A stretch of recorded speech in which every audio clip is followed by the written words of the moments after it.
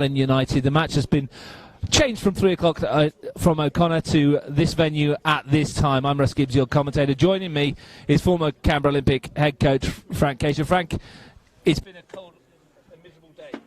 It has, Russ, and we're actually going to be warmed up with a contest with the league champions playing the grand final winners tonight. So it looks like it's going to be an appetising contest for the two between the two sides.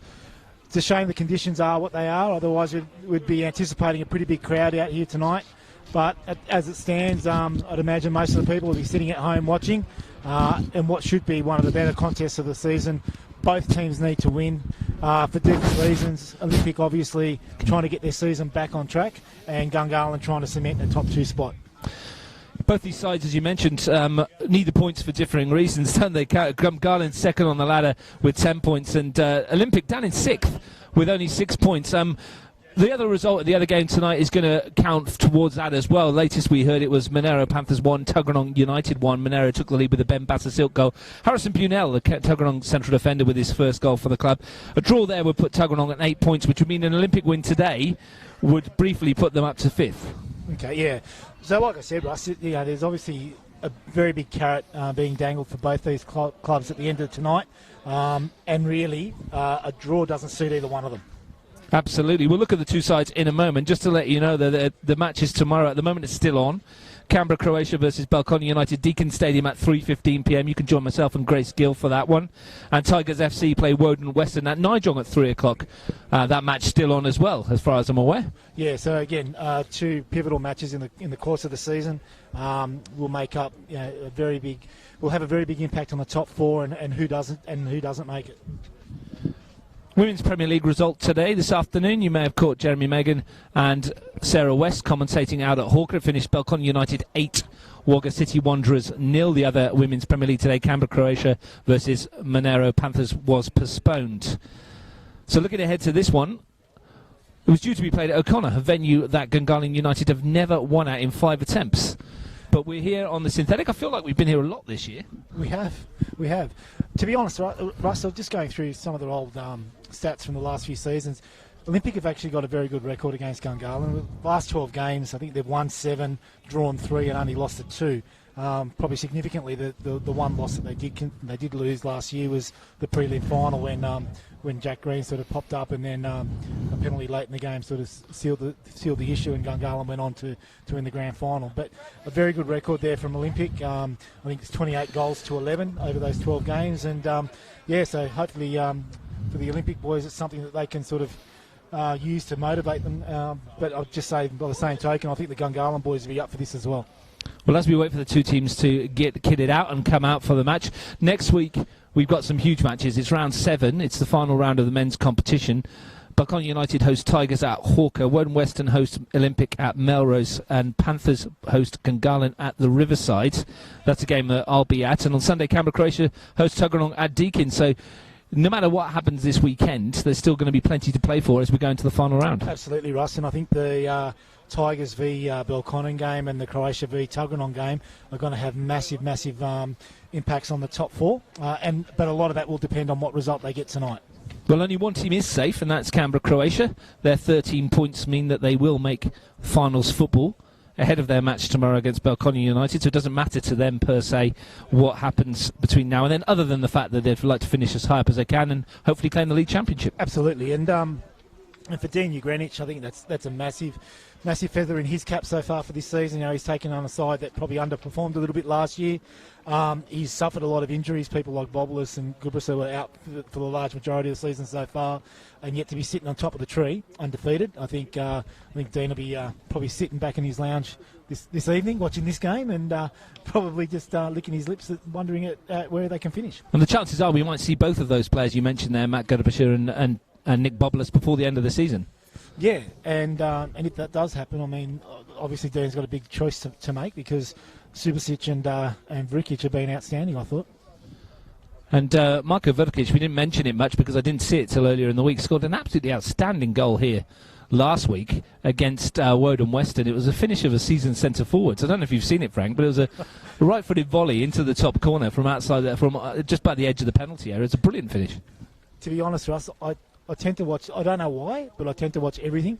So I've seen like every goal this year at least once. You're just prepping yourself for the commentary. Anyway, Canberra Olympic are out on the pitch. The home side, for what it's worth. Let's have a look at their team. They make one change from the side that got beat last week, and Tim Bobolas is back in the setup at right back. The lineup that Robbie Catanach has picked: Rory Larkin in goal, Tim Bobolas, Daniel Lindstedt, Lasse Ulrich and Josh Calabria across the back. Midfield three of Daniel Sparrow, Michael Piccolo and Christian Tanowski. Jay Kelly, Nick Popovic and Stephen Dominici named on paper as the front three. Yeah, and to be perfectly honest, Russ, that's as strong as an Olympic lineup if you've seen over the last few years. And that's not disrespecting anyone else, but that we've had in the squad at Olympic. But Tim Bobolas is a massive in, replacing Nick Faust, who's been outstanding for a number of years, who's torn a hamstring. But a very welcome addition to the squad. Tim Bobolas coming back from Melbourne after a couple of weeks in isolation. So we wish him all the best as well.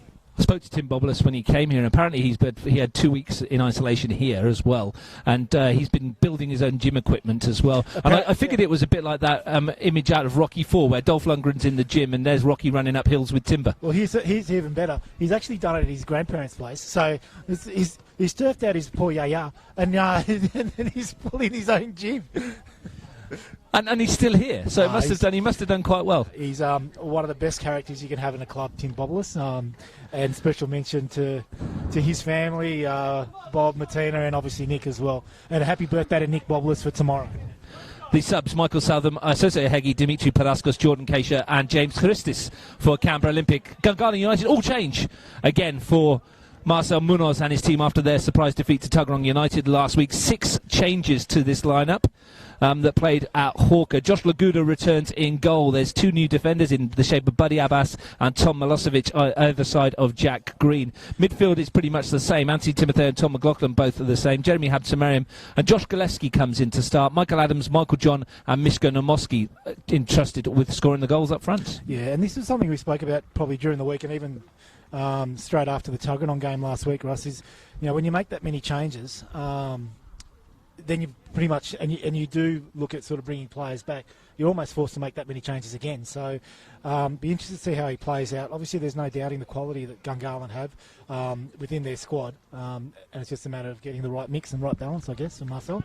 A lot of pace on the bench. Zach Barbatano, Samuel Habtemariam and Ben Obst alongside Liam Walsh and Gabriel Lasinga. The goalkeeper who made his debut at short notice against Tuggeranong at Hawker and did reasonably well, didn't he? He made some decent saves and probably couldn't have done anything about either goal. No. Look, I mean, they've got a good young squad as well, players off the bench. Good to see Ben Obst back in the mix because, obviously he had a major injury there for a while and was out for the majority of last season. So excited to see young Ben back in. I think he's one of the better left-sided players in the competition and one of the players that actually could go further than this competition in Canberra. Delphina Domoski, the referee, Damon Van Putten and Scott Boone, the assistants today. No scoreboards here, so get the watches going. Canberra Olympic in the blue. A bit later than advertised. They're just keeping us awake, Frank. It's getting colder, isn't it? It was interesting because when the fourth official went and yelled at the Gungahlin boys to come out, they were still going. They were still taking their time, but all out, all ready. Game on. Set for a decent match, we would hope.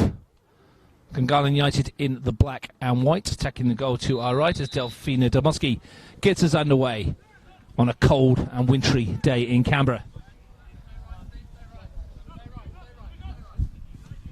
Early ball forward for Abbas and Gillespie already on his bike. Won't get that in. I mentioned this to you off air, Frank. The last time Canberra Olympic lost twice in a row was last season. They lost 2-1 to 2-0 to Canberra, Croatia, and 4-1 to Tigers in round 9 and round 10 last year. Their round 11 match off the back of those 2 defeats was a 7-2 win over Gungahlin United. So they've come off 2 defeats this year, almost the exact same scores against the exact same opponents, and they have a chance to redeem themselves against Gungahlin again. Well, there's already a difference because by this time last year we were already down 1-0. Well, it could well be off this free kick. It's the first opportunity of the evening. And a chance. Looks like Timotheo over the ball there. In the gloom of the far side. Shooting chance perhaps for Anthony Timotheo with the right foot over the wall. straight into it. Second attempt into the area. Tarnowski was there with a header. Pressure on for Gungahlin. Jack Green scored the winner against the Tigers a couple of weeks ago. Tom Milicevic finds Buddy Abbas. Pressure on from Dominici. That was a remarkable game last year, wasn't it? It was a game you didn't expect to win by that many. No. And it looks as though Robbie's maybe taken a leaf out of that game and employing a really high press. You can see Dominici closing Abbas. Calabria left-footed into the area, but into the breadbasket for Josh Laguda. It was a high press that Tuggeranong instigated last week as well. Speaking of Tuggeranong United, full-time score at the Riverside. Monero Panthers 1, Tuggeranong 1. Monero Panthers on 4 points now. Tuggeranong on 8. Failed to break into the top 4. Yeah, and I guess for both those coaches, Jimmy Canarides and Mick Stevens, they'll probably be looking at that as a bit of a missed opportunity to either climb their way up the ladder or cement themselves in the top 4 or put pressure on one of these two sides. Flick forwards towards Popovic. The Sparrow with the pass and the pressure on again for Josh Laguda. Definitely, you can see that the high press is at play straight away from Olympic. Up to Merriam with Bobolis. Olympic, as I mentioned, coming off the back of 2 defeats. Gungahlin coming off the back of defeat as well. Here's Dominici. Going to run at Abbas. Doesn't mind a run. Stephen Dominici gets a shot away as well. Good First start. effort on towards goal. Good start for Canberra Olympic so far. The movement from Nick Popovic to draw a defender away. Stephen Dominici cutting in on his right, beating Tommy McLaughlin there, firing just far post. Here's McLaughlin. Pressure on from Tarnowski. Abbas. Galeski's touch. Bit heavy. Adams and Tarnowski with the battle. It's going to fall for Ulrich. You mentioned it briefly, Frank, and I'll bring you in on this in a second as Dominici's pass goes away. Gungahlin have won only 6 of 30 points against Olympic since NPL started nationally in 2013. The one win you mentioned in round 10, 2018, it was 1-0 at Gungahlin. That's in 10 matches. 1 win in 3 draws, 6 out of a possible 30 points. Yeah, I'm pretty happy with that record, just quietly, Russ, because I remember when Gungahlin first burst onto the scene and they pretty much signed up every player in the competition. You know, they had Dominici, Dustin Wells, Barach, you know, the whole box and dice, and I think we ended up with 2 draws that year. And but yeah, we've got a very good record at Olympic against Gungahlin. But there's a lot of ex-Olympic players here at Gungahlin as well. I mentioned in commentary, again, the Tuggeranong Gungahlin game, that sometimes teams have a hex over other sides, and Tuggeranong seem to have that over Gungahlin. They haven't lost at home to Gungahlin for 4 or 5 years now. And maybe Olympic are another side that Gungahlin struggle to deal with. Is Kelly bursting down the right-hand side. Good run this from Kelly into the penalty area and a dangerous ball across the 6-yard box, but nobody in blue able to turn it in. Brilliant turn of speed there, Jay Kelly. He's taken on, looks like Jack Green out on the left-hand side of the Gungahlin defence. Fizzed one right across the face of goal, and very unlucky not to have someone follow through on that. Gungahlin don't lose too many football matches. The loss to Tuggeranong last week was only their second in the last 14 matches, during which time they've scored 41 and only conceded 16. So yeah, built up a very imposing record over the last 18 months, Gungahlin. But they want to be wary because they've got a tough one next week at the Riversides, and they don't want to be putting themselves up against it with a defeat. Well, like we said at the beginning of the game, Russ, you know, both these sides have got a lot to play for, but for different reasons. And you know, I suppose Marcel doesn't want himself to be put in the same position as Robbie is, where you need to win to actually make sure you get yourself in the picture for top 4. And with a truncated season, it doesn't take much to either. You know, you win 2 or 3 in a row, you're in the top 4. You lose 2 or 3 in a row, you're out of the picture.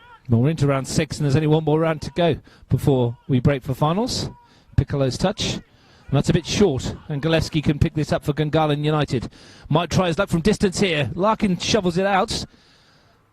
Comes as far as Namoski, that left foot curler, and a great save by Larkin, diving to his right. I tell you what, Rory might be a little bit disappointed with the first stop, that he couldn't get that under control, but his second stop was top shelf there. Great little curl with the left foot there from Misko Namoski. Just watch the short corners here from Gungahlin, Russ, and Olympic hasn't adjusted. Habtemariam. Timotheo lifts it in towards the far post where Jack Green is, but the flag is up. Couldn't hit the target anyway, Jack Green. But that's a warning. That's a big warning there for Olympic. You know, 2 players come out for a short corner and only one going out, and you pretty much invite a 2v1 there. Can't be turning the ball over in those positions to Gungahlin United either, can you? Can't be turning that ball over in the Premier League full stop normally. Yeah, so it looks as though Gungahlin are trying to press pretty high up as well, Russ, from basically trying to put pressure on people like Sparrow and Piccolo. Popovic. McLaughlin's touch. Timotheo knocks it forward. Here's Habtemariam. The space to work, and Namoski's peeled away to that left. Bobulus across quickly, though. Would you say it's more pressing, though, obviously looking at the table, for Olympic to get points? Absolutely. I mean, the reality is Olympic pretty much need to win their last 2 games to make their top 4. You probably would have come into the season and you look at the squads and think, well, you wouldn't have thought that would have been the case. Calabria, thankfully the sleety rain that we had before kickoff has abated. Smattering of snow across the nation's capital today as well. Sparrow swings that one wide and looks for Kelly, who brings it down nicely. There's runners outside him too.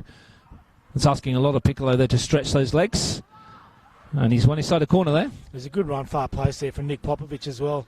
I think Jay Kelly basically had the choice between playing Piccolo in, probably overhit it, or trying to swing that ball far post into Nick Popovic. But on this surface, again, Russ, we spoke about this when we were commentating the Belconnen-Tuggeranong game. Anything that sort of runs past you just keeps on running. What's a set-piece opportunity for Canberra Olympic, and they've showed their intentions here. Everybody is in the penalty area, bar Piccolo and the corner taker. And it's a dreadful delivery. Picked up by Bobulus. Kelly. Ball into the penalty area, and it's a dangerous one too. Great ball, Daniel Sparrow there. Really put pressure on there. He wanted a better delivery from the corner this time around, though. He's got some tools that he can pick out. I'd be suggesting I'd be getting Tim Bobulus into the box as well for these sort of situations. He's outstanding in the air, and he actually scored against Gungahlin a few years back at Woden Park using his head from a corner with a 2-1 win. Well, the corner, the delivery secondary from Sparrow sowed a bit of confusion in there, and Josh Laguda was thankful that Buddy Abbas was able to turn it away. Take 2 from the near side for Daniel Sparrow. They're going to swing this into the danger again. Plenty of blue shirts to aim for. It's a better delivery this time as well. Ulrich is there. Might come for him too. A really good foot away from Timotheo. Needed to be. Piccolo's in trouble here. And now here's a real chance for Gungahlin United, and Rory Larkin, the sweeper keeper, and he needed to be. It was 2 against none for a moment. Dangerous to leave just Piccolo back there. Come to that point in a minute as Tarnowski looks for Popovic.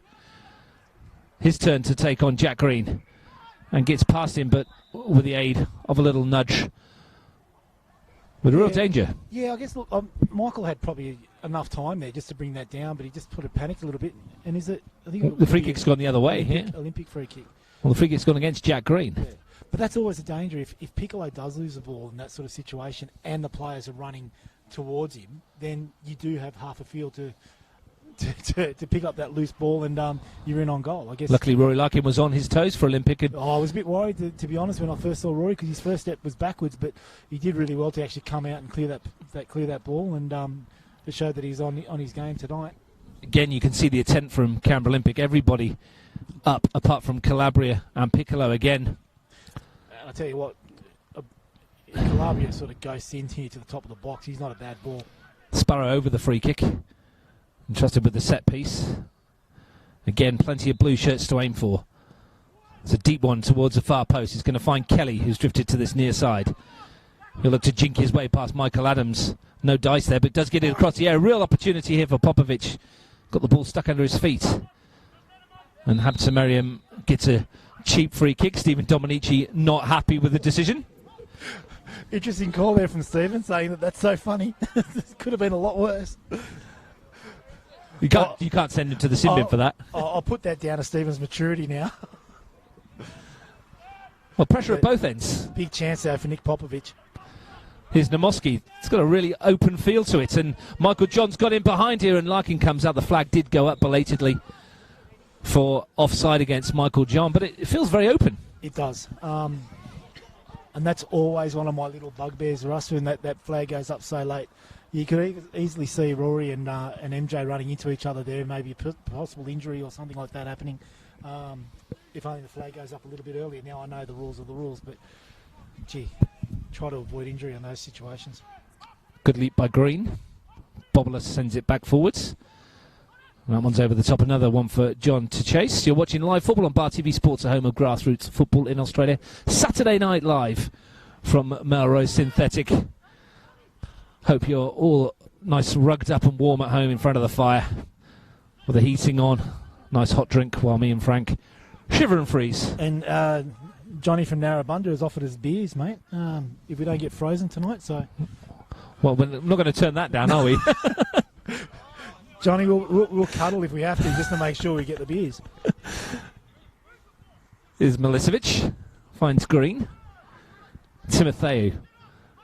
Again, the ball forward for Gillespie. Dancing his way through. Josh Gillespie in a decent block, and it needed to be from Daniel Lindstedt.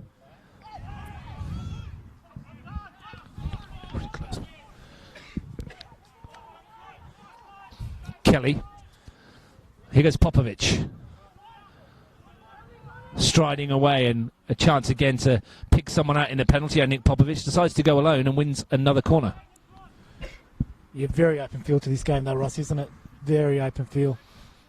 But it hasn't got the fireworks of last year when it was 7-2 and plenty of early goals there, wasn't there? It was 2-1 by the 20-minute mark. Yeah, so we're nearly 15 minutes in now. Again, Olympic have set up the same way. Piccolo on his own at the back. Dominici's this time taken up a more defensive or a less advanced position, let's say. Sparrow, flat delivery. It's going to find its way out to Dominici. And Piccolo furthest back, and he's forced to go all the way back to Rory Larkin. Michael John with the unenviable task of trying to chase that one down. Bobulus. Sparrow.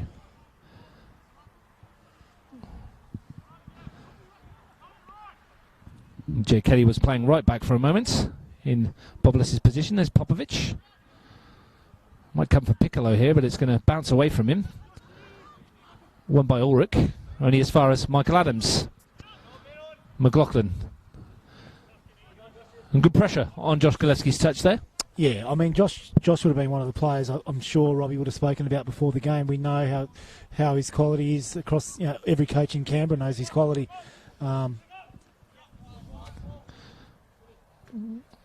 Abbas. Adams. Abbas. Very bit tight there, and Gungahlin forced to go home as well. Josh Laguda, and a bit of pressure here from Christian Tanoski. Might have clipped to the forward there. Popovich. Immediately surrounded by Gungahlin shirts. Finds Sparrow though. And that one's, as Frank mentioned, zips away on the surface here. Interesting choice at centre-back here for Gungahlin with Tom Milicevic. Normally seen as a midfielder, played predominantly midfield for his previous side, Canberra, Croatia. Be interested to see how he goes one-on-one against Nick Popovich if the occasion arises. Good ball from Laguda, and Michael John's got in behind here. Thought about the shot for a moment, holds it up, looking to bring others into support. Gillespie into the area, comes off of John. Thought he might have pulled the trigger there, Michael John, and for a player that scored 32 times in 65 matches, that was inviting. Yeah, he looked at it. So a very good challenge there from Daniel Lindstedt to stop Gillespie getting in the box. It's one of those ones where you mistime that just by a little bit, and I think Delphina's pointing at the spot. Ross Costanza, of course, suspended this evening after being sent off by this referee against Tuggeranong on Sunday. Doesn't feel like a week ago, nearly that much. Popovich with a foul on Adams. Laguda's down. Maybe there's a tweak there for Josh Laguda when he sent that ball forward for Michael John. Out of your shot now, just coming into picture, the Goalkeeper clad in pink, Gabriel Asinga, is the substitute keeper, be forced to warm up. Bit of a knock there. Just a reminder that over at the Riverside it did finish Monera Panthers 1, Tuggeranong United 1. 2 matches tomorrow, Canberra Croatia versus Belconnen United from Deakin Stadium. You could join myself and Grace Gill from 3:15 p.m. for that one, assuming the field holds up overnight. And then Tigers FC versus Warren Western down at Nijong, where I hear that it's okay. And it may well be going ahead. Not that I'm sounding sceptical. Nigel bad enough when it's perfect conditions. It might be covered in snow, but it'll be playable. It might be covered in cows and goats. No. We love Nigel. Olympic took 6 points from the 2 games last year. The 7-2 win we've already mentioned, and the 2-0 win at O'Connor.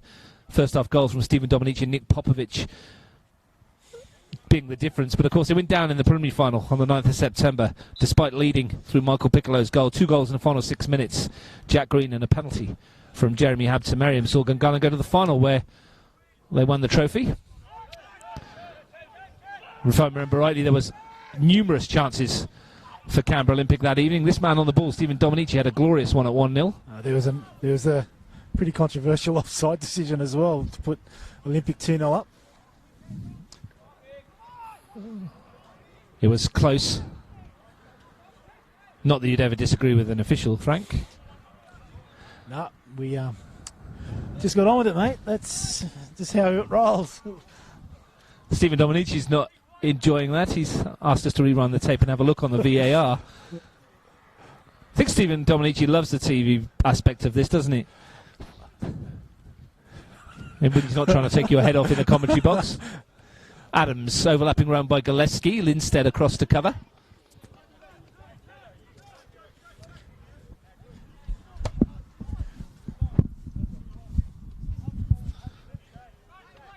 Still waiting for the first goal of the afternoon, or the evening I should say. Nearly 20 minutes in. Tarnowski, heavy touch. Adams dances away from the first challenge. Sparrow comes across, gets a fair piece of Michael Adams as well as the ball. And that'll frustrate Rob because he was going nowhere. He's back to goal. He's right near the sideline. He had 2 players covering him. Just corral him into a position where you lose the ball rather than give away a free kick and let players get in the box. And we know how dangerous Gungahlin are, and that's, with Jack Green in there. Gillespie delivers in towards Habtemariam. Lindstead with a header concedes the corner. Let's see if Gungahlin shovel as many men forward. Again, Russ. They've switched off, and there's 2 players there allowing another short corner. Masses of space here for Gillespie. Piccolo sees it late towards Green, but it's too far. Timotheo recovers, reloads towards the far post. Nodded clear only as far as McLaughlin. Habtemariam lifted over towards Michael John. Away by Lindstead. Still not away. Habtemariam might be now.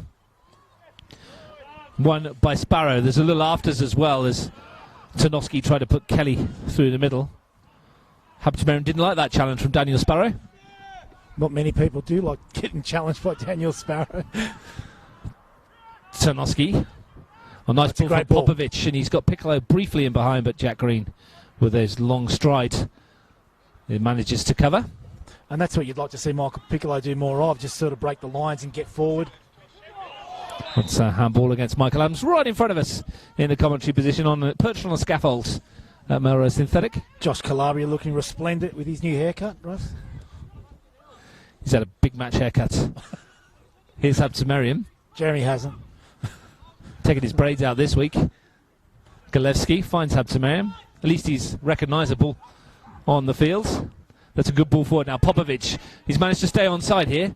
Dominici busting a gut to get up in support. He's the only one in blue at the moment.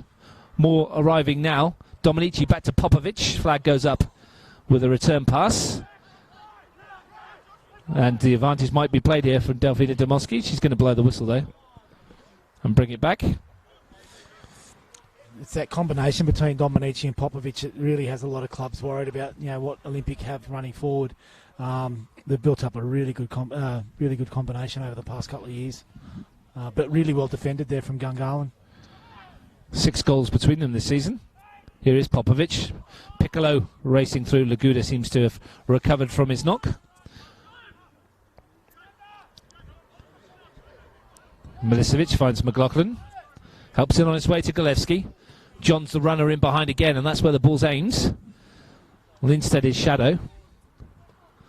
Finds Habtemariam. One-on-one with Bobolas. Slides it towards Nomoski, but again, a little bit too much heat on the pass and easy for Rory Larkin.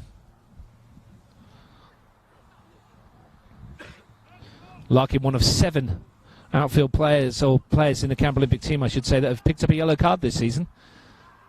It's good effort in 5 rounds of football. Like to share it around, Russ, boys? Daniel Sparrow's on 2. He'll need to be a little bit careful if he picks up 1 tonight, because 4 will see you suspended for the first round of finals. Yeah, actually, Russ, I mean, have we had confirmation around how that's all running? The top 4 will split and the bottom 4 will split. Yeah, Points won't be taken over.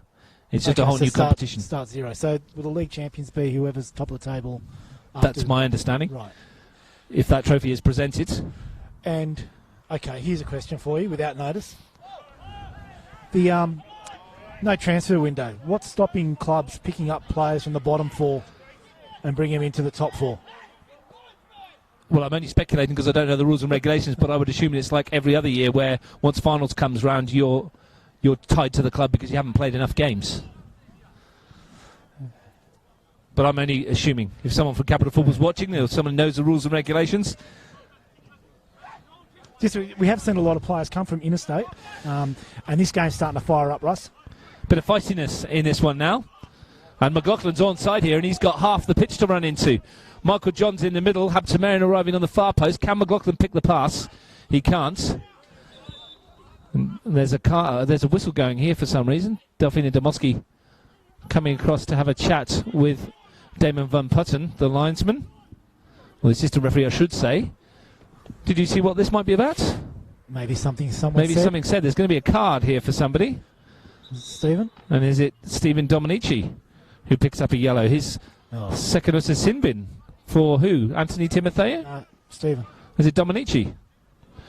Well, not sure what that's all about, but Dominici sees himself go to the sin bin for 10 minutes. Did you see what that was all about? No, I didn't. Obviously something he said. It's one of those those technical decisions. And I know Rob was really hot on that after last week when they lost a couple of players against the Tigers. Well, you know I'm not a fan of the technical dismissal. I think if that's a yellow card, it's a yellow card. Exactly right. Let's get on with the game. But it is what it is in Canberra football. So 10 minutes against 10 men. A power play, if you like. Golevsky swings this one in towards Jack Green, but there was Bobolas to win the header. Tanoski chips it forward. Have you got the clock on this, Frank, to see what's... So, 21 minutes to go. So, Dominici come back with 11 to go in the half. We'll keep an eye on that for us. Can Gungahlin take advantage of the extra man? Switch from Habtemariam is decent. Touch from Jack Green, less so. Lindstead finds Kelly. So Popovic will just plough a lone furrow up front for this 10 minutes. And Kelly will try and support. Wins himself a free kick. It's causing Jack Green 1 or 2 issues, Jay Kelly. He is, and he's a very good player, Jay Kelly. And he's very busy and strong, and he works both ends of the field. Just quietly, you're not bad at it, Russ. You got me bringing your coffee and checking the clock as well. There's got to be a reason you're here, Frank. That coffee, to be honest, if anyone's listening, Frank has said we about Olympic about 4 times so far. In reference to previous seasons? I'm not sure. In reference to previous... I haven't even brought up Maguire's getting arrested in Greece. Not yet, anyway. That's because it's got no bearing on this game whatsoever. Milicevic at the back for Gungahlin United. Finds Buddy Abbas. On a cold night, the action is hotting up. Timotheo again looks for Michael John in behind, and again it skips away off the surface. But it's a ball they've looked for 3 or 4 times, and Michael John's looking dangerous if he can break in behind that line. Look, having watched Gungahlin this year, that's a ball that they play quite a bit, and it's a ball that they try to play their number 9 a lot. I've seen Jeremy do it a lot of times, especially when they were playing Belconnen. He'd get the ball, he'd be looking for the number 9 a lot. It's obviously a way that they're playing. It's a difficult ball to play. It has to be inch perfect on this surface. Abbas, McLaughlin's made the run forwards. Abbasso chooses to go backwards. And Tommy McLaughlin's been really busy in this first half as well. It was his break that probably instigated some of the reaction from Stephen Dominici as well. Green sweeps it across field to Michael Adams, and he's got a bit of room here. Mishko Namoski's peeled into the middle and gets a shot away, but it lacks the venom to test Rory Larkin. Neat little move again, though, from Gungahlin. Yeah. A win today, of course, for them, by any score, would put them top of the table ahead of Canberra, Croatia, on goal difference. At the moment, they're both locked on +7, but Canberra, Croatia have a 3-point advantage ahead of their match tomorrow. Tarnowski looking to weave his way through the Gungahlin defence. Probably could have kept on running himself, you know, Ross.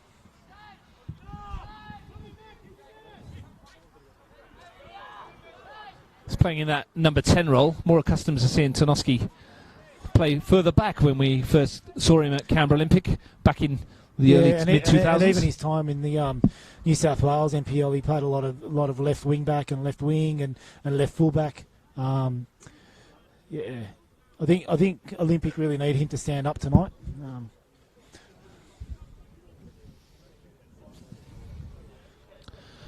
Gungahlin United last failed to score 23 games ago.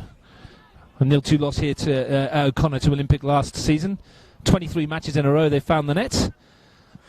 They haven't found a way through just yet.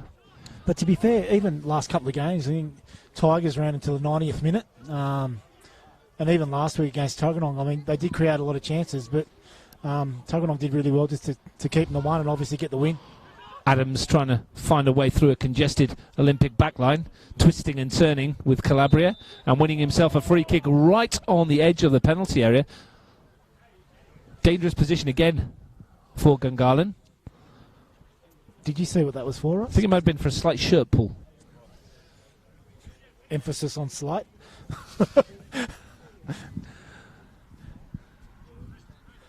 Well, this is another dangerous position and the chance. combination of Gillespie and Adams is actually causing Olympic a fair bit of difficulty down this side.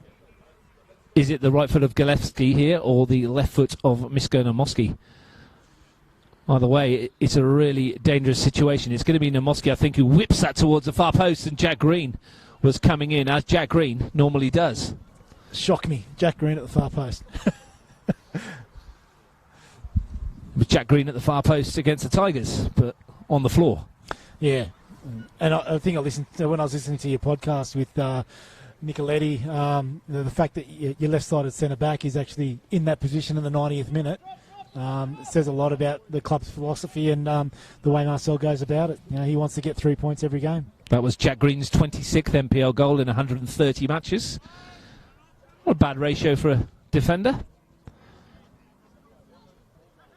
Here's Kelly. I'm going to lift it over towards Popovic. He might get in here, Nick Popovic.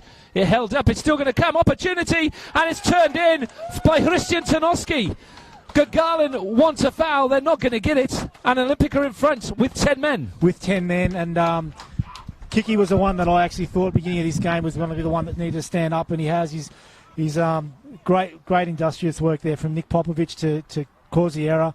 And then the calm finish there from Tarnowski to make it 1-0 Olympic.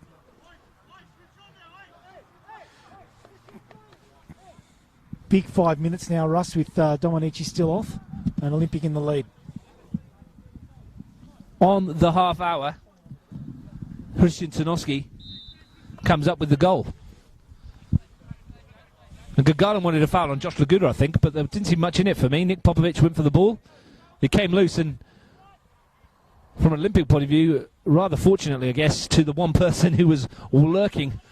And Christian Tarnowski scores in the NPL for the first time in a long time. That is his 11th NPL goal. To be honest, I think they were more looking for the foul on Milesevic when for Popovic to get through on Laguda.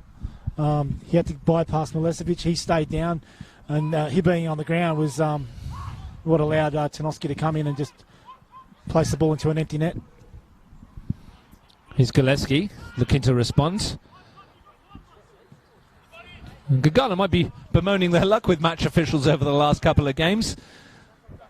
Rather unfortunate to see Costanzo sent off at a pivotal time against Tuggeranong United last week, and here they are again. Behind. They found a response then. Can they find a response now? Piccolo into the night sky. Adams tries to bring it down with a combination with him and Michael John. It's all a bit clustered. It's Tarnowski. A bit of skill in midfield, but he's lost out to Adams. It's come to Gillespie. The flag stays down. Hampton Merriam. Oh, the flag went up against Michael John late again. Not what Tarnowski needed to be doing 1-0 up with 10 men. You know, he's got players that he could have played forward and look to see if he can receive that next pass, but probably not ideal in that situation. Probably a little bit lucky not to be punished. Ball sent forwards. Let's come off of Sparrow.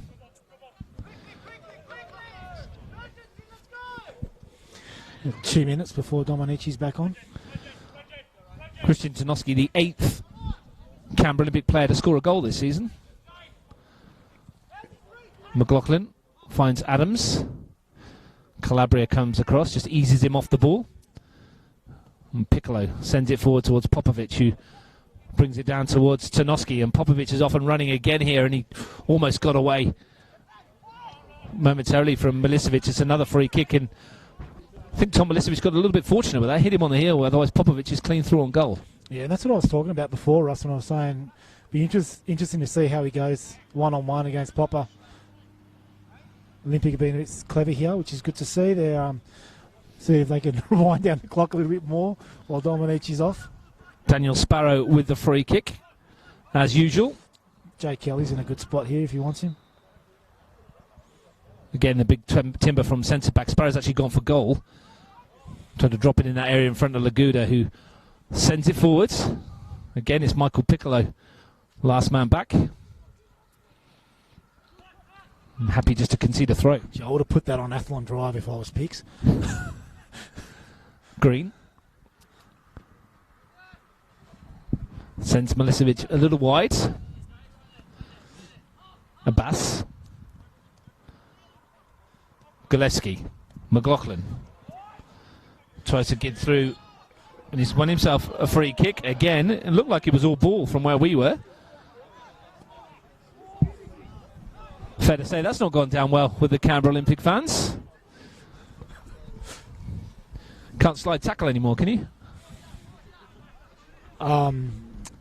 I guess it's more for his stud show. I don't know. That one to me was a bit of a mystery. Josh Calabria's won that ball pretty cleanly in mine. Interesting call here from Robbie Catanach. He's actually going to bring Associate Heggie on. I think he's going to replace Stephen Dominici. Well, this is interesting. The leading goal scorer is not coming back from the sin bin. Now, is this because he's fired up, do you think, or do you think Stephen's just taking this on himself? We'll come back to that in a minute, because this free kick is in a dangerous position. Gillespie is eyeing this up. Nomoski had the last one, but I think Josh Gillespie fancies this from this range. Rory Larkin alert on his goal line. In fact, it is Nomoski, and it's dipping, and it struck the crossbar. It's come out as far as green, and it's a penalty. The 50-50 challenge with Lasse Ulrich on Jack Green, and Gungahlin have a spot kick. Interesting call again, I think, Russ. Oh, here we go. And Rory Larkin gets a yellow as well, and he gets 10 minutes in the bin. Well, who's going in goal for the penalty? What is happening here at Melrose? Larkin's talked himself into a bin. They've just got back to 11 players. I associate Heggie coming on. Roy Larkin is going to sit on the bench. Who is going in goal? It's going to be Jay Kelly. Jay Kelly. Well, just when you think NPL Capital Football couldn't get any more farcical, we get this situation. Yeah, it was interesting last year. Rory got sent off with about 10 to go against Gungahlin. We actually stuck Tim Boblis in goals when 2-0 up. The first thing you had to do was save a Josh Gaspari free kick, but this is going to put a lot of pressure on Robbie Catanach. It's pretty much 10 minutes to go before half-time. What he does with Rory. I think he's made the call around Stephen Dominici, and whether or not he makes another call would be very interesting. What a chance for Gungahlin United, a lifeline for them from the spot. Josh Gillespie has put the ball down. And Jay Kelly is the man between the sticks. Never said that before. There's Miskonomski's free kick that said this up. It came back off the crossbar. And now Gillespie, the chance from the spot. The man signed up from the Panthers in the off-season. It's Gillespie against Kelly, and he rifles it down the middle. And Gungahlin find themselves level in controversial circumstances. Yeah, I mean, look, we'll have to look at the replay, Russ, but to me it looked like Jack Green's lost control of the ball. It got cleared, and he's collided with another player, and Delfina's just pointed straight to the spot. Obviously, the Olympic boys weren't happy. Rory probably overreacted by the sounds of things, and here we are again, down to 10 men with scores level.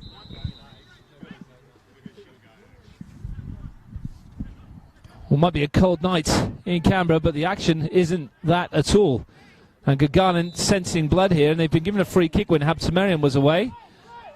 So 2 technical dismissals in the first half. And it's all gone wrong for Canberra Olympic when it looked like it was going so well for the moment.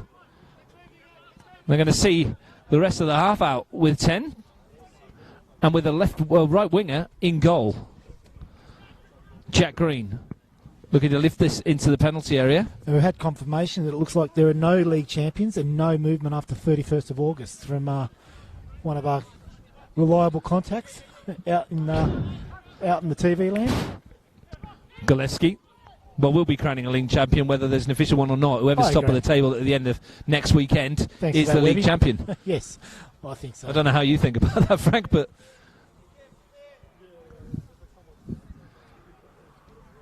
So, what do Olympic do, Frank? Down to 10? Probably the first thing they need to do is actually shut their mouths, like Russ. Whether you like it or not, they're the rules, and you've got a referee that now has sin bin 2 players, so obviously set the precedent. I think that's the first thing the Olympic need to do is just concentrate and get to half time now, regroup and get 11 on 11. Just a point on Josh Gillespie's penalty. You would never look like missing, did he? Absolutely not. Superb finish straight down the middle. 34 goals in 59 NPL games for Josh Gillespie. That's his 3rd of the season. Grabbed a couple in the first round 5-0 win over Woden and hadn't scored since. Yeah, you've probably been waiting. We've all been waiting for Josh to probably make the impact at Gungahlin that he had at Monero, but it's obviously difficult to do when you've got the playing calibre around you. Michael John concedes a free kick. Easy one for the officials, just jump straight into Tim Boblis. Not even look at the ball. But this is now a chance for Marcel. Marcel really want to be pressing home the advantage now in the last 10 minutes and seeing if they can take a lead into half-time. Ball forward towards Popovic, tussling with Milicevic. Timotheo brings it away. And then looks to swing the ball to the left-hand side where Jack Green can bring it forwards. Nomoski to his left, and he's left it a bit short. And Popovic is the willing runner, and he almost got there, ahead of Milicevic. There's a lot on Osesa Hegi's shoulders now as well, in the absence of Stephen Dominici. Brought over for Tuggeranong for his goals. Adams is come away for Gillespie, and that was a challenge from Sparrow. Is that any different from Josh Calabria's free kick? Well, I think actually that was probably worse. Calabria seemed to have won the ball. But I'm not allowed an opinion, you know that. That's why I'm only asking questions, Russ. I'm not giving you an opinion either. So Jay Kelly with the goal kick. He's been largely untroubled since the penalty so far, and I think he'd like it to stay that way. Not sure how good a goalkeeper he is. As Sparrow is chasing after Adams here. Calabria looking to get in on the back of Habtemariam. And Sparrow and Habtemariam have it coming together. And the free kick goes to Canberra Olympic, who just need to calm down slightly here. This is a big 10 minutes or so in their season, Russ. They're down to 10 players. They're 1-1, having taken the lead. They've lost their goalkeeper. They've lost their top goal scorer. And they need to win. Well, they're not losing. It's 1 apiece if you're watching this match from your home on Bar TV Sports. Good way to end a Saturday evening. Highly entertaining match so far. Plenty to talk about. And I'm sure plenty of you have your own opinion about what you're seeing. Timotheo sends out forward. Calabria advances. Michael Adams, who's trapped back quite well this evening, and he's won the ball back. Galevsky. Adams goes for the return. Galevsky ignores him. Finds Habtemariam. Out to Gungahlin. Namoski. Forced backwards. Timotheo. Habtemariam. Namoski. Green. You get the feeling Olympic need to hold out till half-time at least. Yeah, I think Rob would really be wanting Sosa Hegi to be working a bit harder than what he is. He's come on fresh and he's just sort of planting himself up front. Calabria. And here's a chance for him if they can get the ball to him. Piccolo. He goes that way, but Green's head was in the way. Timotheo under pressure. Gungahlin to Galevsky. Looks for Habtemariam, and he tried to dummy it out of the way because Jack Green was behind. Here's Sparrow. And Hegi is offside. Just went a little too early, and Scott Boone puts the flag up. Must have been close, Ross. Definitely wasn't much in it. Scott Boone was right there, though. A lot of credit to Timotheo, Gungahlin, Habtemariam now, and even Galevsky. They're really taking control of this match. There's not much time in the middle of the park, is there, on the ball? It's very helter-skelter stuff. The challenges are coming in thick and fast. Timotheo looks to switch. Calabria read it all the way, and not only did that, he's brought it forward. A little bit of room for Tarnowski. They need him to step up now as well. The big-name players in this Olympic 11, Popovic being one of them, might come for Calabria. Abbas. Back to Laguda. Ulrich across to Chase. Tarnowski helps in on his way to Popovic. And Tom Gungahlin sharp in the challenge. Good response, though, I guess, from Olympic last few minutes. 1-0 down, 1-1 I should say. And pretty much under the pump. They've done all right. Have you ever seen Jay Kelly in goal? Did he ever go in training in goal for you guys? I saw Jay everywhere, mate. I saw Jay in places I shouldn't have seen Jay. We'll leave that for another show. Maybe that's a podcast. What time is it? Is it after 9? Habtemariam clash in midfield. It's not quite after 9 yet. No free kick given. And here's Olympic on the break. They've got numbers forward here. Associate Hegi, if he can keep it in. That touch is a bit heavy, though. Hasn't come up to speed of the game yet, Hegi. As you can see by that effort. He's presented it back to Jeremy Habtemariam.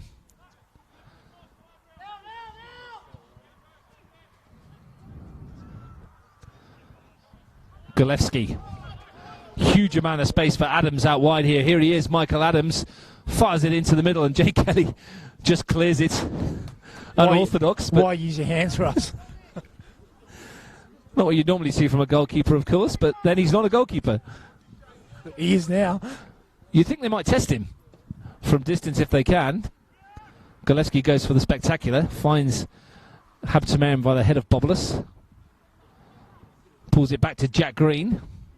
And Sparrow, omnipresent at the back there to clear it yet again. They haven't tested the goalkeeper, have they? No, but it must be very close to time for Rory to come back on. Looks like he's stripping off now. Well, they've seen this out quite well. The 10-minute Simbin. Here he comes. And Rory Larkin can come back on. And credit to Jay Kelly. Couldn't do anything about the penalty. Unless you're being super critical, in which case Jay Kelly should have saved it. I was disappointed in Jay, the penalty. Should have been watching the videos of Gungahlin penalties, or Monero from last year. Could have read that. I'm sure of all the things he's done watching videos, he's probably looking at penalties was the last thing he would have been.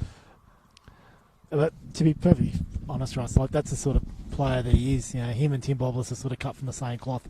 They'll do anything for you. You know, you ask them to go up front, they'll go up front. You ask them to play at the back, they'll play at the back. And in that situation, you ask him playing goals, and he's putting his hand up and doing his best. Well, we are into stoppage time at the end of the first half. There'll be a little bit of it, I would imagine. We've had 30 seconds so far. Rory Larkin's now got to warm up. Popovic. Kelly at the end he'd rather be at. Tarnowski. Kelly swings it in, and Piccolo had stolen a march there on Milicevic. It was a good header. plenty of talking points in this first half. 2 technical dismissals, a penalty and 2 goals. And some angry young men. Mostly in blue, it must be said.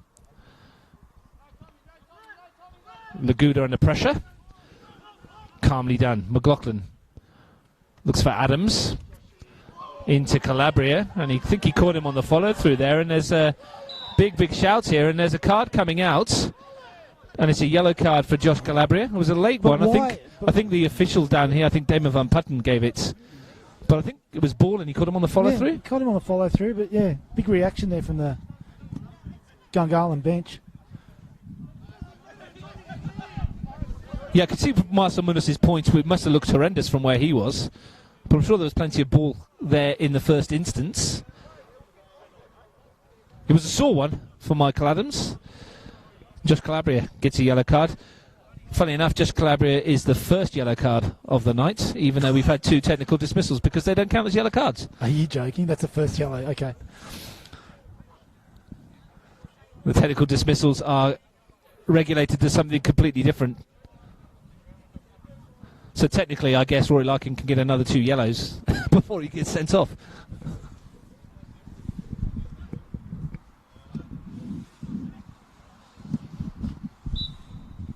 Would be interested to know what the decision process was around Stephen Dominici.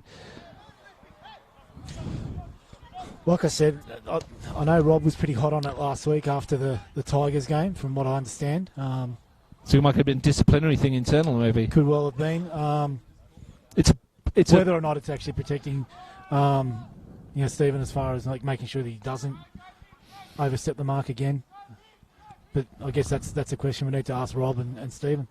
Michael Adams seems to have recovered, and that's the end of a feisty first half here at Melrose Synthetic, which has seen the sides go into the break all square. And Frank, it was a game that slow boiler to start with, but we felt it was fairly open. And once Tristan Tarnowski had scored, Olympic looked in control. But to credit to Gungahlin, they came straight back and they were given that penalty.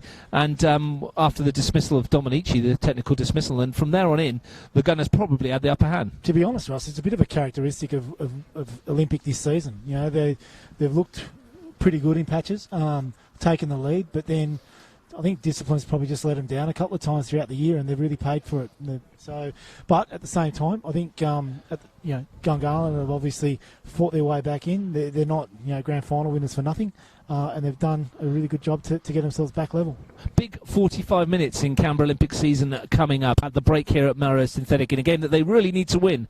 They're not doing so. They're being held by Gungahlin United. Tristan Tarnowski's goal cancelled out from the penalty spot by Josh Gillespie at half-time here. It's Canberra Olympic 1, Gungahlin United 1. Good.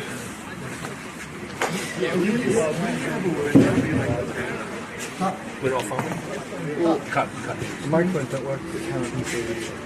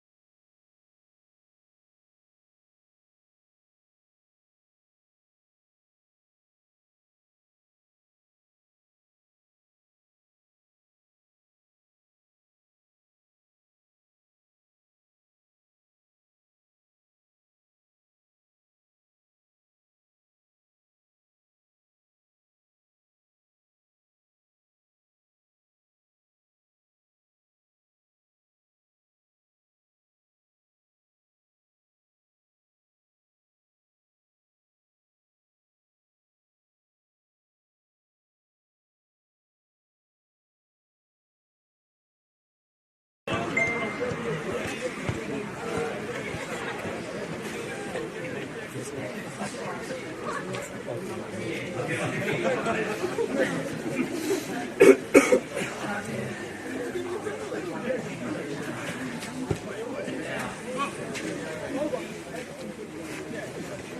don't want to jinx it, but it doesn't feel this cold.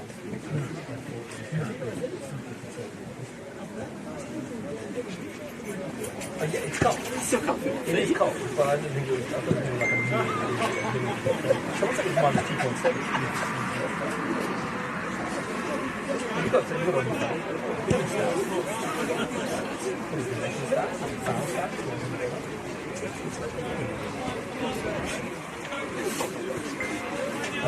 Like fouls or shoots?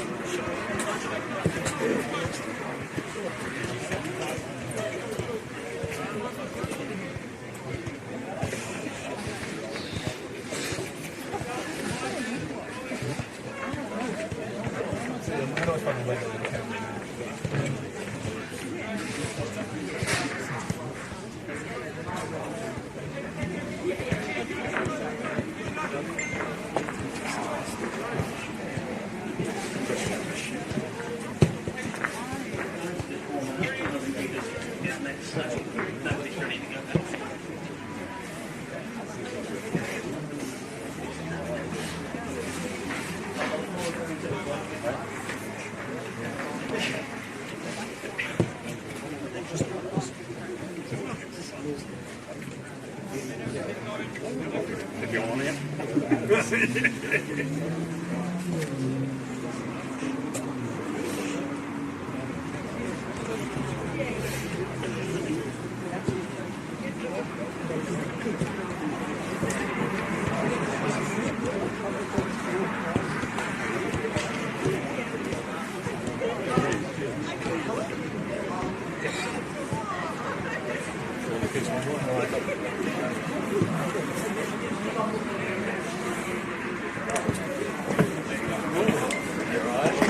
You came out of the cold.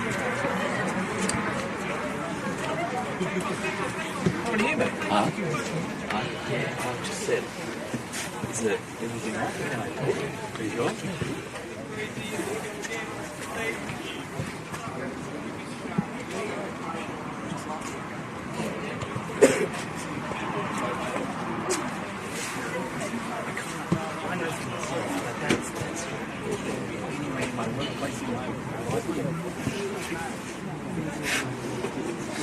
And the funny thing is that when I ran, I didn't say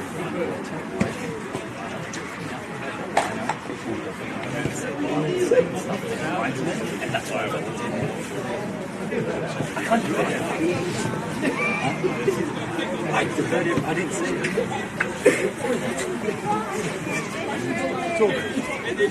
Did you see the corner? I think it's like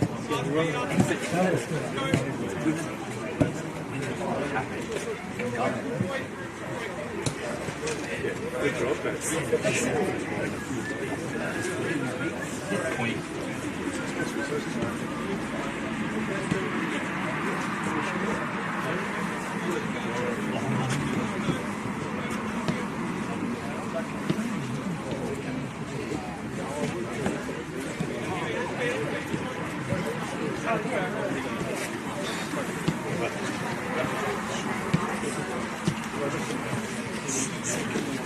think we're way up here, guys. When you're ready. Do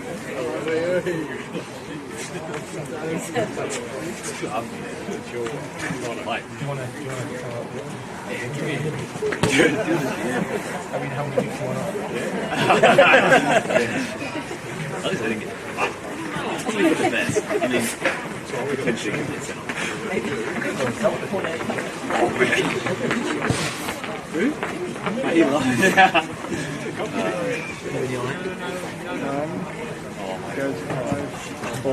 How bad is that? Right, man, has gone one. Welcome back to Melrose Synthetic for the second half of what is sure to be a cracking 45 minutes of NPL football in Canberra. At the break, Canberra Olympic who need to win are drawing 1-1 with Gungahlin United. I'm Russ Gibbs, your commentator. Freezing cold out here in Mawson with Frank Asia. Frank, what a first half. Massive, and massive 45 minutes coming up for both clubs. And like we said, Russ, between the two, like they've both got different reasons to win this, but Olympic season is pretty much on the line here. At least they're 11-11 now. Big 45 minutes. If you just tuned in, you missed a lot in the first half. Stephen Dominici sent for a technical dismissal, as was Rory Larkin. The goalkeeper, Jay Kelly, forced into nets for a penalty, which he couldn't save from Josh Gillespie. Pressure on already as Nick Popovic sees the ball run away from him. A lot of chat at half-time, Russ, between both camps, and a lot of people coming up and talking to us about what they saw happen and what they saw didn't happen and all sorts of stuff. It's a massive game, this one. A lot of people staying at home in the freezing cold, keep watching it in the warmth while we're out here. Larkin is in goal for Olympic. I'll just run you through the teams in just a second. As Timotheo under pressure, Abbas sends it forward. Knocked down towards Kelly. And Green should be able to bring this away for Gungahlin. Larkin in goal, Bobolas, Lindstedt, Ulrich, Calabria, Sparrow, Piccolo, Tanoski, Kelly, Popovic and Ihegi for Canberra Olympic. Here's Namoski. Good first time ball in. Michael John arriving, and he's hit the crossbar. Still might come for Adams. Great chance right at the start of the second half for Gungahlin United. On the stretch, Michael John. Rory Larkin was a spectator. Brilliant little ball there from Misko Namoski to find Michael John in the centre of the box. Just got under it a little bit, stretching for that ball, and hit the crossbar. And as you said, Rory was beaten, Russ, and it could have easily been 2-1 beginning of the second half.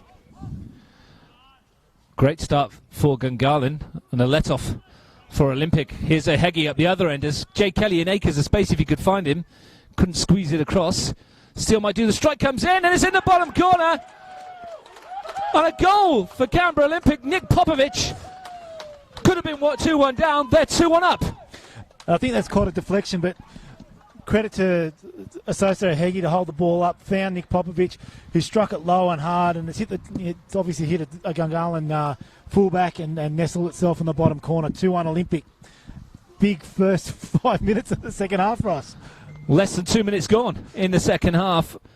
Gungahlin may have been ahead, they're behind, and that is a massive goal in the context of the season for Canberra Olympic. The third of the campaign for Nick Popovic, a 24th in his 52nd NPL appearance. And, well, we asked if they had something in the locker of the league champions, and they found something. Good to see from Olympic. We've seen Gungahlin respond as grand final winners. Now it's Olympic's turn to respond as league champions. So, you know, two very proud clubs going at it toe-to-toe. Out of absolutely nothing as well. I thought as Popovic goes in after this again, and a little push is a free kick. I thought that perhaps Ihegi had botched it up for a moment, with Kelly was completely unmarked, but credit to the substitute, held it up as you said and picked the right pass. Yeah, I thought that the chance had probably obviously gone once once the Gungahlin defence had come back, but he's found Popovic and that's gone bottom corner. Well, Gungahlin, for the second time in a week, are 2-1 down. Nice turn, Timotheo. Nice pass as well to find Namoski, whose cross it was a moment ago that gave that chance to Michael John. Timotheo. John tries to feed him back again, but we know that Gungahlin United are full of goals as well. And that was a nice 30-second package of what Anthony Timotheo can bring to the side. Beautiful little turn in the middle of the park, then just started picking passes. Question for you in a minute, Frank. Was Popovic chases after this? And he might get on the end of it. It might be a corner, a cheap one as well. Gungahlin wasted a numerous amount of chances against Tigers FC. They wasted a lot of chances against Tuggerang as well, and another gilt-edged opportunity. Is that something that's going to trouble Marcel Munoz? Look, at the end of the day, Ross, I think anyone that misses chances, it can come back to hurt you, regardless of whether you're Gungahlin, Olympic, Canberra, Croatia, whoever, even in higher competitions, at the elite level. If you don't take your chances and put scoreboard pressure on, you're in trouble. Corner swung in by Sparrow. And it's going to be a goal kick. It came off Tanoski last. Interesting in the first few minutes of this second half for us, just the pressure that Nick Popovic is putting on Tom Milesevic. They've got, they go way back into ACT and academy days. Nick would know how Tom plays inside and out. So interested to see how this plays out for the next 40-odd minutes. McLaughlin sweeps it wide. Michael Adams, chance to advance forward for Gungahlin United. Gillespie wanted it, but Calabria was in the way. Ihegi needs to hold that up a bit better than that. Abbas finds Timotheo. Namoski, good touch to Habtemeriam. Jack Green lumbering up outside Habtemeriam. Here is Jack Green in the penalty area, fires it across goal, and that wasn't far away. They want a penalty here for a late challenge. And the referee gives a goal kick. We saw something similar, I don't know if you did, in the Europa League, when Marcus Rashford got one for something very similar to You that. actually see it a lot. When someone takes a shot, the defender will dive in late, and because the shot's missed, no one will pick it up. Rarely given, aren't they? Rarely given, but to be honest, that looked more a pen than the first one. And when referees got a harm ready, it looked like she was pointing for a goal kick. I thought she was pointing to the spot. This is a big test now for Olympic. Like, they've been in these positions a number of times throughout the year where they've had the lead. Now they need to keep it. You know, they've lost the lead against Canberra, Croatia. They got back to 1-1 against Belconnen. This is a massive, 40 minutes for them. 3 losses in 5 games before tonight. Only wins against Tuggeranong and Monero Panthers. Narrow defeats to Belconnen and Canberra, Croatia. And a 4-1 loss to Tigers. Perhaps could have done a bit disappointed not to beat Canberra, Croatia on that match we did on the Wednesday. Well, at least get a point. The point obviously not only goes to Olympics tally, but it takes 2 points off Canberra, Croatia. So here's a Heggie, going to cut in fields, looking for Tanoski. Might try his luck here. Here's Tanoski, and straight down the throat of Josh Laguda. Kind of caught everyone by surprise, a goal from Popovic. Laguda didn't even move, did he? I think he knew as soon as it took a deflection, he was never getting anywhere near it. Sparrow goes down. Throwing goes Gungalin's way.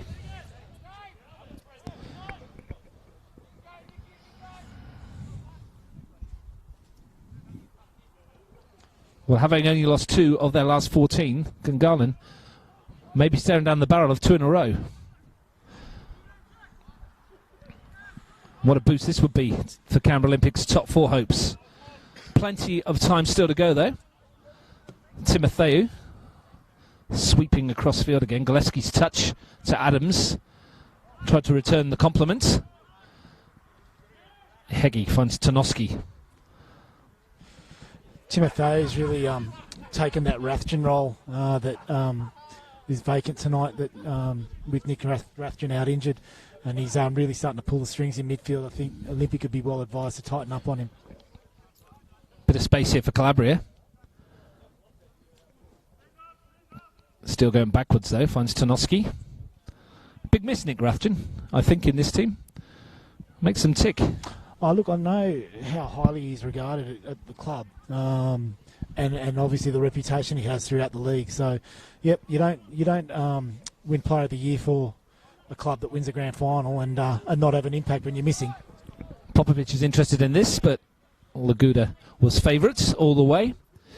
Just a reminder, you're watching live football on Bar TV Sports Saturday night here in the nation's capital. Tomorrow afternoon, Deakin at 3:15, myself and Grace Gill on Canberra, Croatia versus Belconnen United in the men's NPL. Tigers play Woden at Nijong Oval. And then we head into the final round of the regular season next weekend at Monero Panthers versus Gungahlin United for myself at the Riverside Stadium, and a double header from Deakin for me on the Sunday as well, Frank. Canberra, Croatia versus Belconnen United in the women's NPL, and Canberra, Croatia versus Tuggeranong in the men's. Busy weekend. Nice weekend out for you, Ross. Might as well set up camp at Deakin. Swung in, and Bobolus needs to win the header. Smashed clear by Sparrow via a slight deflection of Kelly. His housemate. Is that why they've both got the same pair of boots? Yeah, it's an interesting household, that one. I believe Larkin's in there as well.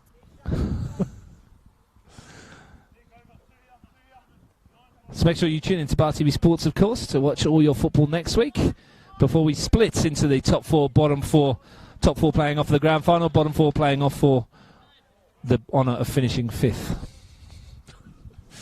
I'm not going to name it. I don't care how much you're at me. I'm not going to name it. I'm going to come up with something. Still waiting for some suggestions. My dad, watching in the UK, suggested, I think, something like Basement Bonanza, but I'm not sure about that. Yellow card coming out here for Daniel Sparrow. And I mentioned earlier, that's his 3rd of the season, Daniel Sparrow, and he's got to be careful next week. So do cards restart for that top 4? So, yeah, They do, unless he gets a 4th one next week. If the suspension leads into the final round. So it'd be interesting to see how, well, depending on the result here, how Robbie shuffles the deck against Woden. You might have to think about that amongst the 100 other things you need to think about as coach. Timotheo with a free kick for Gungahlin. Jack Green, obviously a target. It's in that general direction. Almost came for Green. It's come off back of Piccolo's head. Abbas less than convincing in the challenge. Trying to force his way through. Green took a piggyback on Tanoski momentarily. Here's Habtemariam. Back to Milicevic. Timotheo. Galeski trying to get away from Jay Kelly. Tanoski. That's a free kick. Jeremy Habtemariam penalised for the shirt pull on Christian Tanoski.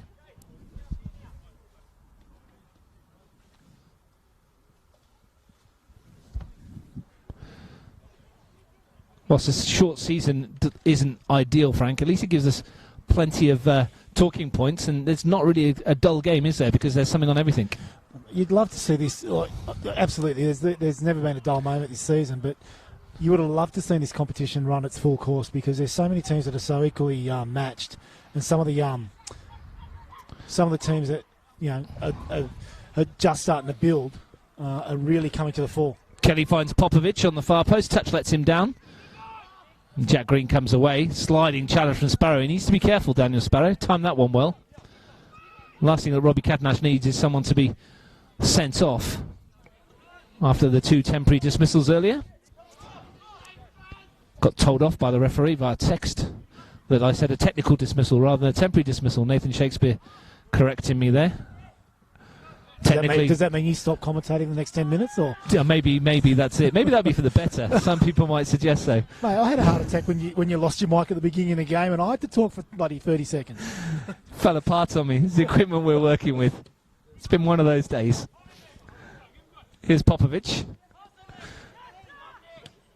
Sparrow. Interesting ball for Heggie, and he's got the pace to get here. Might zip away off the turf, though. Yeah, temporary, technical, either way, I don't agree with them. No, I've never been a fan, to be honest. But I've made that pretty clear, so I'm not going to harp on about it. I think we both made it abundantly clear across the course of the season. I just think it's another way that a referee can get criticised. They're playing by the rules that have been set out for them. I'm not sure if they're a fan of it or not. I don't think they are, to be perfectly honest. And it's just another thing that exposes them to criticism. Yeah, having chatted to some of the referees, they're not a fan of it, as far as I'm aware, but they're under instructions to use it. So, well, that's it. They're stuck with it, aren't they? What we're stuck with here is a decent game of football. It's 2-1 to Canberra Olympic. Coming up to quarter of an hour gone in the second half. Habtemariam looking to weave some magic, swings it in towards when Nomoski misses the header completely. Comes for Galeski, looking to tee himself up for the shots. Comes to Timotheo. We know he can hit one, and that's fading away. Miško Nomoski didn't look very likely with that header. No. If you're looking at players trying to get on the end of a ball into the box, probably Miško's not your pick at Gungahlin. Not that he can't header, but interesting, and it's really good defending there from Tim Boblis to show Galeski to his left foot. He wasn't prepared to take that strike there. Well, we're going to see Zach Barbatano joining us for Michael Adams. Barbatano, who scored the equaliser against Tuggeranong United last week, and perhaps feel a bit disappointed he wasn't in the starting lineup. Adams did well, though. Absolutely, yeah. But, I mean, young Zach Barbatano, he's been at Gungahlin for a few years now, but probably would walk into most starting 11s in the city. He's a very busy and technically adept player, so good luck to him. See how he goes. It's got half an hour to perhaps change this for his team. The need, as we said earlier at the top of this broadcast, is more with those in blue than those in black and white. But Marcel Munoz' team aren't used to losing football matches, especially not 2 in a row. Not over the last couple of years, anyway. Here's McLaughlin. Still feel there's a twist or two to come in the last half hour. Might start to snow again. We're looking good for our beers from Jono. Can't wait. Good ball from Timotheo, but again, just slightly over hits. Good pressure, though, from Canberra Olympic. Yeah, you've heard that from their bench a few times now. I think they're starting to get their defensive pattern worked out in midfield, where they're allowing that ball to be played over the top, and on this surface, it becomes a bit of a lottery. So they'd much rather see a long ball being played over the top rather than sort of the usual sort of pattern, neat sort of interchange play that Gungahlin have built as their brand. Well, the goals from Tarnowski and Popovic have taken Canberra Olympic to 21 in their last 7 against Gungahlin, an average of 3 a game, which is a good return. Well, when you score 7 in 1, it doesn't hurt. Certainly helps. Sparrow looks to slide it through. They're looking for more here. Popovic, good first touch to get away. Milicevic sending him wide. Kelly in support. Jay Kelly fires it across goal, an important foot from Green. Popovic, still Nick Popovic, real chance here. It's Michael Piccolo. It's surely 3. It is 3. He took his time, picked his spot, and fires Olympic into a 2-goal cushion. Magnificent work, Nick Popovic and Jay Kelly, to get the ball over to Piccolo. But Nick Popovic has been outstanding in this second half. Really, underlined his value to the club, and he's got that captain's armband and he's leading from the front. Great work from Canberra Olympic there to take the 2-goal lead.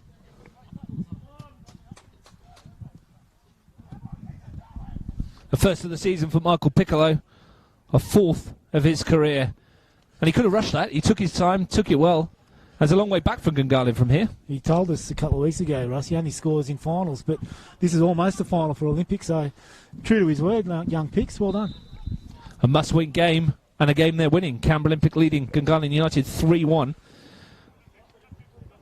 Their goal difference going up to +3. Puts a bit of pressure on Tigers tomorrow now against Woden Western if this stays the same way. I mentioned the irony at the start of the year, that the start of the show, that they'd lost 2 last year to Tigers and Croatia and then came back with a thumping win over Gungahlin United, and we might not be getting 7 again, Frank, but they're certainly showing their colours, Canberra Olympic. Yeah, but like you said, Russ, there's a lot of water to go under the bridge before this is over. Just under half an hour. Jack Green advancing forward, sliding it in towards Barbatano. You wouldn't bet against Gungahlin. No. I did mention they are free scoring. They have struggled to find the net in the last couple of games. So only 2 goals in the last 90 minutes, in the last 180 minutes, I should say. Only 1 today from the penalty spots. And this is something that I think, we as coach last year, when Gungahlin start to bomb forward, especially Jack Green, it does leave them basically with 2 at the back. So you can actually get them on the counter if you win that ball back quickly and hit the space that he's left vacant. There are opportunities. The eerie calm descends across. I think it just got colder, mate. The wind's picked up, hasn't it? I can see Samuel Habtemariam getting ready to come on to our left, and he is shivering. It is cold. There was a surprise in the under-23s beforehand. Gungahlin United knocking off the table-topping Canberra Olympic by 2-0. You wouldn't go so far as to call this a surprise, but it is a team lower down the table defeating one higher up at the moment. Namoski. Gungahlin, though, have plenty left to offer, no doubt. Timotheo finds Habtemariam. Green. Touch from McLaughlin, finds Abbas. Barbatano. McLaughlin, Habtemariam rather. Timotheo could just spread the ball from left to right, but Kelly intercepts it, and he wanted to try and keep that in because there was a break on. And that time it was Milicevic that got forward and left 2 at the back. Namoski finds Gillespie. Lindstedt just lamps that one forward. Anywhere will do. My friend Jeremy McGann earlier on in the women's game called that an English clearance. Apparently that's what they call it in France, when you just lamp it forward. Okay. What's a French clearance? An own goal, perhaps? I'll have to ask him that. I'm sure he could tell us. He'll have some sort of cool French name, though. Absolutely. No doubt. Yeah. Jack Green. Well, he's given that away. Chance for Tarnowski. Piccolo in support. Tried to give it back to Tarnowski. But Gungahlin are there in numbers. Michael John. Sam Habtemariam is about to join the action. Be interesting to see who makes way for the winger. Ihegi. Well, Popovic was offside. He left it for Ihegi. Tries the back heel. Still going, Asose Ihegi. Ran into Timotheo. Now it's a chance for Gungahlin on the break with Galevsky. Barbatano wants it down that right side, and it's a good ball from Galevsky to find the winger. Calabria across to cover. Barbatano looking for a way through, and he can't find one because Piccolo's there. And Popovic, he's offside. Flag went up. We're going to see that change. Yeah, look, you could hear the frustration on the Olympic bench there where Ihegi hasn't pulled the trigger. It's similar to the sort of situation that happened against Canberra Croatia a few weeks back where 2-1 down, he's got himself in the box and just hasn't pulled the trigger. So probably just a confidence thing with Asosa. Who we got going off? Tom McLaughlin on the far side. Sam Habtemarian into the action. Had a good year last year, Sam Habtemarian. Scored 6 goals. And he's in the same sort of boat as Zach Barbatano. Sammy Habtemarian was named in the team of the season last year and struggling to find his a regular starting spot. Well, this is his 6th appearance, but 4 of those have been off the bench. Green goes down under the challenge of Sparrow. Not a lot in that, just a free kick. Sam Habtemarian wants the ball, but Tim Bobolas didn't want to give it up. Sense of urgency about Gungahlin. They want to get on with it, and as you can imagine, Canberra Olympic are going to try and milk this clock. Here's Popovic. The whistle's gone for a free kick. Habtemarian, Sam Habtemarian, that was caught a little bit late by Bobolas. Just again, this is going to be a test of Olympics discipline now. They don't want that to stop them from getting the result that they've got so far. Jeremy Habtemarian over the free kick. Mishka Demoski is the left-footed option. Favours the right foot of this one. Habtemarian swings that in. That's a bit too close to Roy Larkin, who elects to punch. Timotheo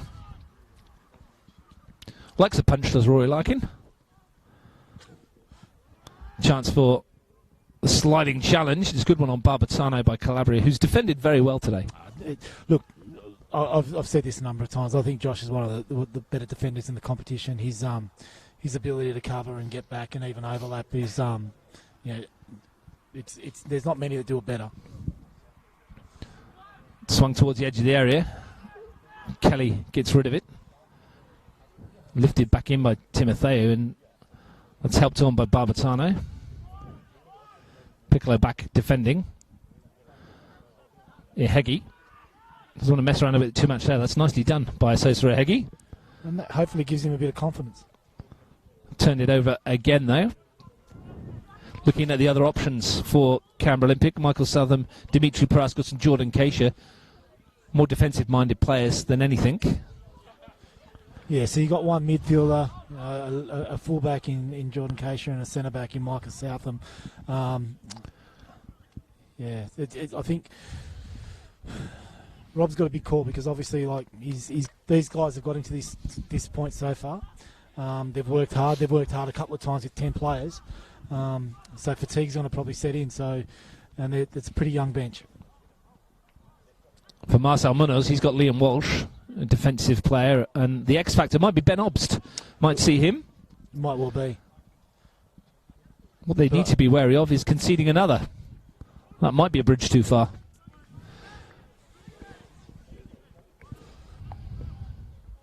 I think you'll start seeing people like Jeremy Habtemarian and Gillespie look for more of possession now.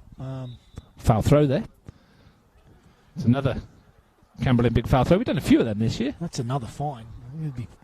20 minutes to go live on Bar TV Sports. It's Canberra Olympic 3, Gungahlin United 1 from Melrose Synthetic. Just exactly what you want to be doing on a Saturday night, watching a bit of football. I was waiting for you to say that. Where would you rather be? Where would you rather be? I was waiting. I always like to ask you where you'd rather be on a Saturday, Frank. We don't often do a Saturday night game. Driving here, I was actually going to make a list. It wouldn't be very long. Home. Drinking your port. No, port's only after you win a game, Russ. Well, if Robbie Catnach has continued that Canberra Olympic tradition, he might be uncorking the bottle tonight. unless Marcel Munoz's Gungahlin have something to say in the last 20 minutes or so. The message I got from Mrs. Catanach at half-time was, I think Robbie's going to be staying at your place tonight. And I'm not joking. How you going, Amanda? Finds Jack Green. She might have locked all the doors. Habtemariam, Timotheu, Michael John. He's played a lot with his back to goal today. Jeremy Habtemariam. Looking for a gap. Can't squeeze it past Daniel Sparrow, though, who's gone in for the tackle again. Tom Milicevic at the back for Gungahlin. No real pressure on him. Abbas. Timotheu. Bit of space opening up for Gungahlin at the moment. Kelly playing as a fullback. Finds his way through to Popovic. Kelly advancing forwards. Tries to get away and he's caught by Timotheu, and he might well go in the book for this. I think Jay Kelly's asking the question, and I think he may have dodged one there. I thought so, Ross, to be honest. I mean, I think he got the ball initially. I think it was just when the ball came back to Kelly and it's just sort of run forward, he just left the foot in. I mean, you don't want to see players getting booked, every time. So, I think let it go. Just as long as there's consistency, I think that's all players and coaches are asking for. Just saw Tim Boblis getting a little bit of tactical advice from Robbie Catanach. It'll be interesting to see how Timmy lasts the rest of this game too. He hasn't played obviously in a long, long time. He's only pretty much trained this week. Sparrow with a set piece. It's a deep one. Laguda is going to watch that all the way, but Tim Boblis will be fine. He's been training like Rocky, up hills, down dales, tree trunks on his back, in his homemade gym. Punching prosciuttos and stuff in the garage. Good on him. I'm sure there's been a lot of that during lockdown, to be honest. Everybody doing their best to keep fit. Even ourselves. Nomoski slides it through. Galevsky in the air. Real chance here. Real chance for Galevsky. He squeezed it in. We've got a game on now. A second of the match for Josh Galevsky. There's a bit of a mess at the back from Olympic, but Gunners are back in this. And someone's down there, Ross. I think it collided with the post, one of the covering defenders. Could be Calabria. Is it? No, Calabria's up. Could be Lasse Ulrich, I think.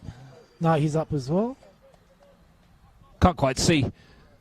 But Josh Galevsky's goal has given us a grandstand last quarter of an hour. And it's interesting there because even Robbie was, last few minutes he's been talking to that right-hand side of defence, asking, working it out, trying to work out between Tim Blobulis and Jay Kelly who was picking up who, and they've actually picked them off on this side. Managed to get in front, getting behind them obviously, and the initial save is made by Rory, but it's fallen back to Galevsky. We think it's Daniel Sparrow who may have collided with a post when he was going back to try and clear that off the line. A second of the match though for Josh Galevsky, a fourth of the season and a 35th overall. You spoke about him earlier on, about him needing to step up, and we wanted to see a bit of the magic we saw at the Panthers, and we saw a little bit of it there. May have been slightly fortunate to come back for him after Roy Larkin came out, but he tucked it away calmly from the angle. Yeah, and he's got a very good record. Since he left Olympic and he went to Monero last year, I think he scored 4 goals in the 2 games against Olympic last year, and he's bagged another double today. Does know where the net is. Could be a nervy last 15 minutes. Now, this is a decision that Robbie Catanach needs to make as well, depending on what's wrong with Sparrow. He doesn't look in good shape, does he? Not at all. I'd say you'd be looking at Dimi Paraskos. Well, the change is going to need to be made because there's no way that Sparrow is carrying on. And they want to make a change straight away. We're going to have to play with 10.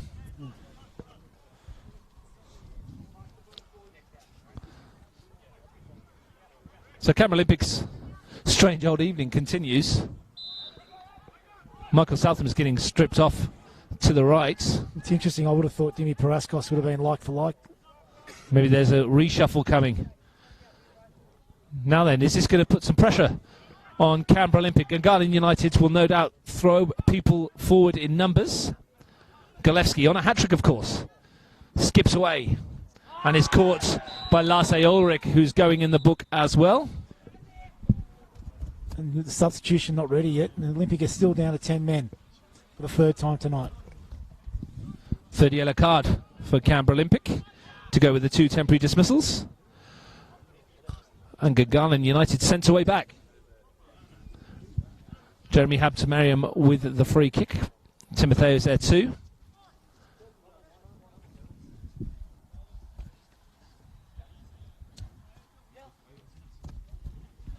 Michael Southam is going to join us for his 4th appearance from the bench this season, his 7th NPL appearance.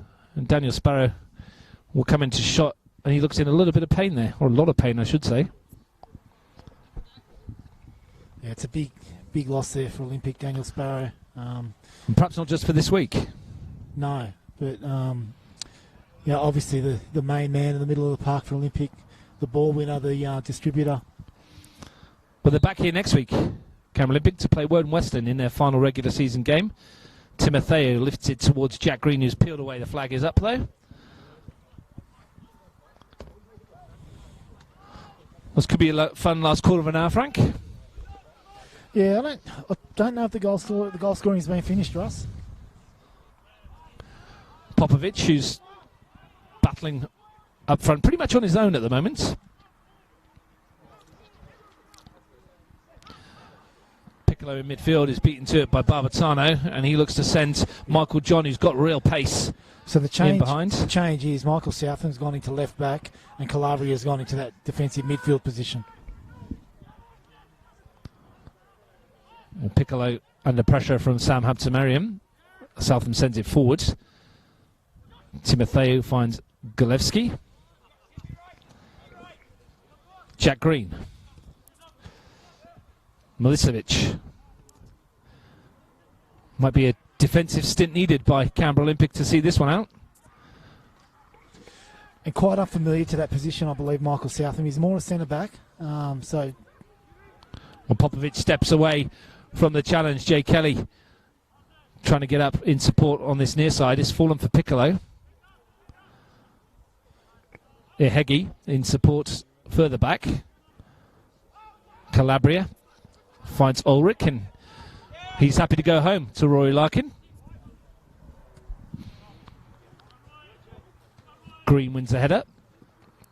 Flicked on by Golevsky, the 2-goal hero for the Gunners at the moment. Tanoski fighting with Timotheo. Kelly, nice touch there, Piccolo to Tanoski. Yeah, well played there.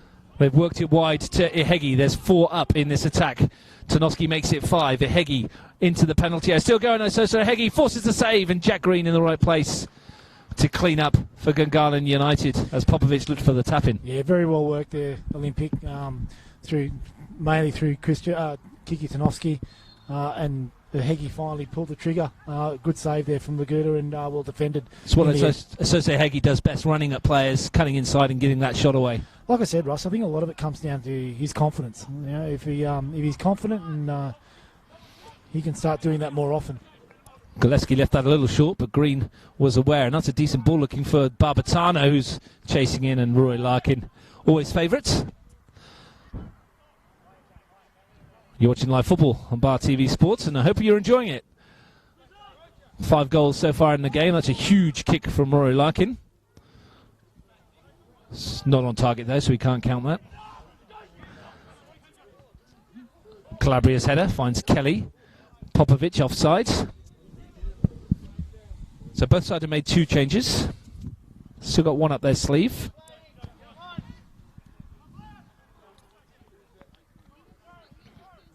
Timotheo. Sam Habtemariam. Abbas. The press has died off a little from Olympic, understandably so in the 76th or 7th minute. Yeah, it's a hard game to play for 90 minutes. Namoski, space here for Golevsky, to chance for him to run at Tim Bobolas.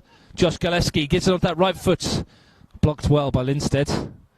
Olympic can't get rid of it. It's fallen for Jeremy Habtemariam. Space for Barbatano to chip it in there towards the far post, and there was a chance and another shout for a penalty. No, this one waved away as well. Namoski in a bit of pain. I think his tackle on Jack Green was a definite, but that one, he definitely got the ball first. I I tend to agree with you as well, Frank. I'm just interested to see if they'll give the ball back here. They do. Jack Green Well played. just throws it out of play. Of course, at this stage, you're going to get a shout for everything from the bench, aren't you? Anything in the penalty area every time someone goes down. 10 minutes to play. Canberra Olympic, I wouldn't say they're holding on just yet, but they're being forced to do a bit of defensive work. Yeah, it's been a bit of time since we've seen like a period of Olympic possession. Probably since they scored the third. When Michael Piccolo slot home in the 62nd minute. Been forced onto the back foot. And perhaps understandably so, considering that they really need the 3 points here. Absolutely, and yeah, but they've just got to be a bit careful that they don't invite Gungahlin in now and give them all the territory and all the possession, and because they are a good enough side to just pick you apart and not just score one, they can score two in a hurry. A Gungahlin defeat here will put them under a little bit of pressure, depending on results tomorrow. Going into next weekend at Monero Panthers, which is always a tough place to go. As Tuggeranong United found out today, a 1-1 draw at the Riverside. And it opens the door perhaps for Tigers FC tomorrow against Woden Western. They'll be favourites to take the points there. And Balcony United, should they get a result against Canberra, Croatia, Gungahlin could find themselves fourth. And only a point ahead of Canberra Olympic if it stays this way, heading into next week's fixtures. Okay. Like I said, Russ, it would be great. You know, I know we can't, but it would be great if this was a full season. Maybe that's hopefully something we can look forward to next year with the introduction, hopefully, of promotion and relegation as well, to add a little bit of extra spice. Free kick for a foul on by Jay Kelly on Galewski. We've got 8 to go on mine, Russ. Into the last 10 minutes. Time ticking away for Marcel Munoz and his team, but they are on the attack again here. Gillespie over the free kick. Plenty of black and white shirts to aim for. Looks to pick out green as usual. It's going to fall for Jeremy Habtemariam. Namoski. Cross took a deflection. Barbatano nips in, gets a shot away. Kelly blocks. And the clearance completed by Kiki Tanoski. It fell nicely that for Barbatano, and just for a moment you thought he was going to get his shot away.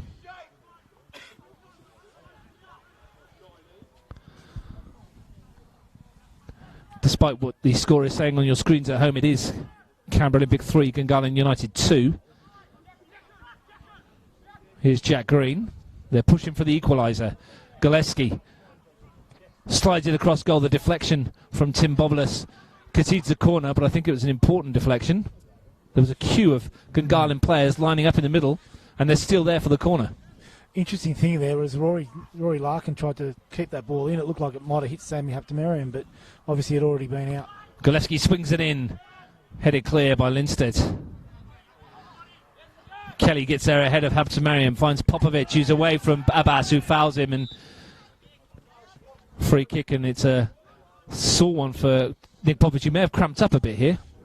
He's put in a very big effort, Nick Popovic, and I think if you ask any player, the synthetic really takes it out of your legs. Yeah, he's definitely cramped up a bit. Jeremy Habtemariam doing the sporting thing till Tim Bobolas takes over. I cramped up getting up on the scaffold, mate, so I can understand how he's feeling down there. It's a bit cold. He's running quicker than you now, though.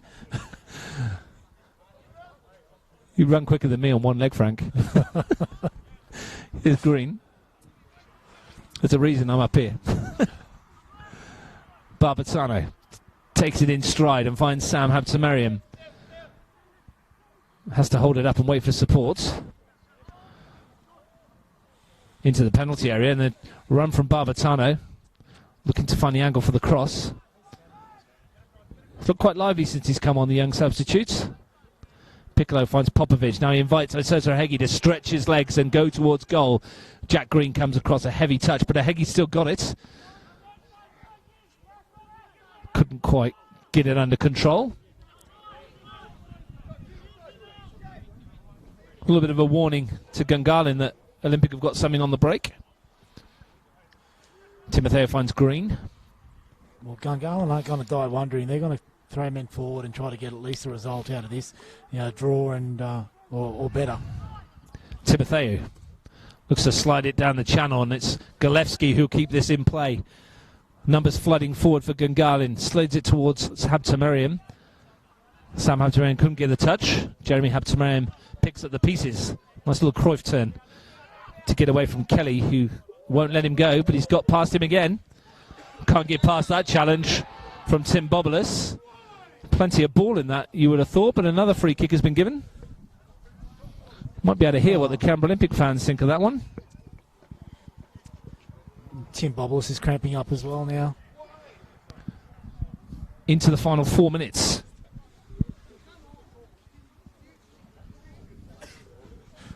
It's funny, even comments from the Gungahlin supporters over this side saying one of the better tackles of the night. Well, we're going to see Ben Obst for the final 3 minutes or so. Interesting, Russ, how when Gungahlin are down a goal or whatever, they get players that are normally playing central really, really wide. Gillespie's done it. Habtemariam does it. They just float out to the wide positions and they just try to get the ball to these guys in unmarked areas. Gillespie with the free kick, swibs it in, good ball too, and Larkin spectacular fist away as far as Abbas. As Heggie tries to get in with a challenge to rob him. Barbatano dancing his way through. Ball's thumped up the other end of the field. And Josh Laguda has it. You can see this side's getting stacked again, Ross. They come this side with Jack Green into the final 3 minutes. Kelly intercepts. Now there's a chance on the break for Canberra Olympic. It's 2-on-2 briefly. Piccolo's up in support too. And Kelly's dinked it towards Popovic, but is too close to Josh Laguda. Won't be happy with that cross, Jay Kelly. Did really well to keep that ball in and break. I still feel there's one big chance coming in this game. I think there's something about to happen. Which way? I couldn't tell you. Jeremy Habtemariam looks for Galevsky. He's got a touch inside Tim Bobolas here. Galevsky into the penalty area. Was there a pullback? There was, right on the edge of the box, and a card for Tim Bobolas. And we're going to see Mishka Namoski limp up as well.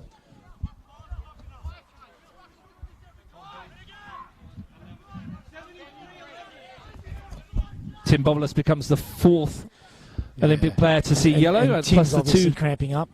technical dismissals, temporary dismissals, I should say. Yeah, and Robbie's going to his bench here.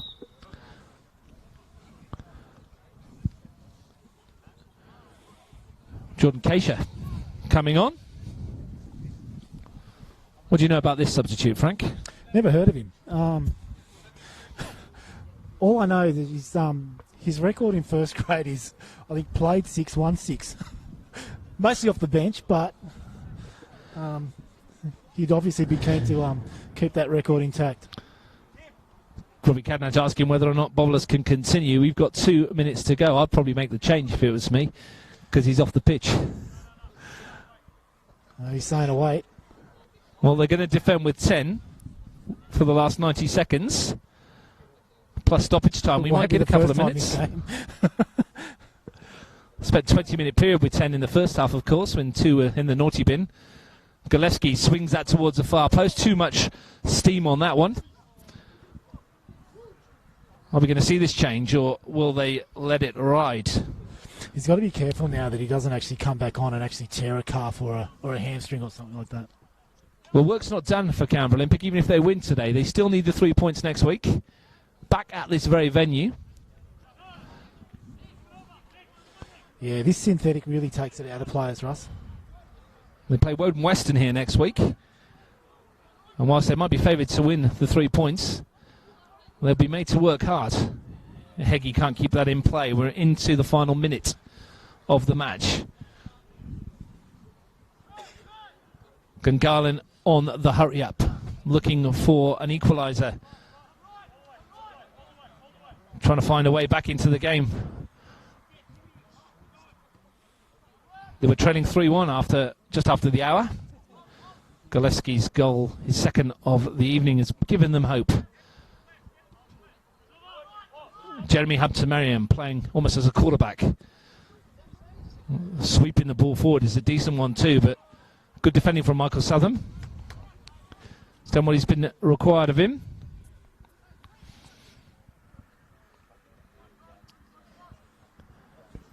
And that's time on my clock, Ross. We're into stoppage time. So stoppage time, probably what, your standard 3?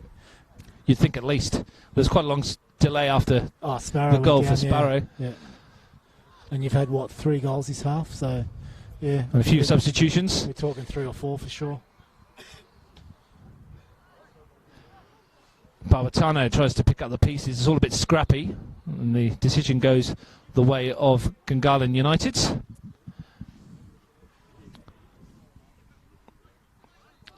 They may as well throw everybody forward for this. And you can see Gillespie pulling out to this wing again. So you've got Green, Obbs and Gillespie all out on this left-hand side. Jeremy Habtemariam tries to squeeze it through towards Ben Obbs, wanted it.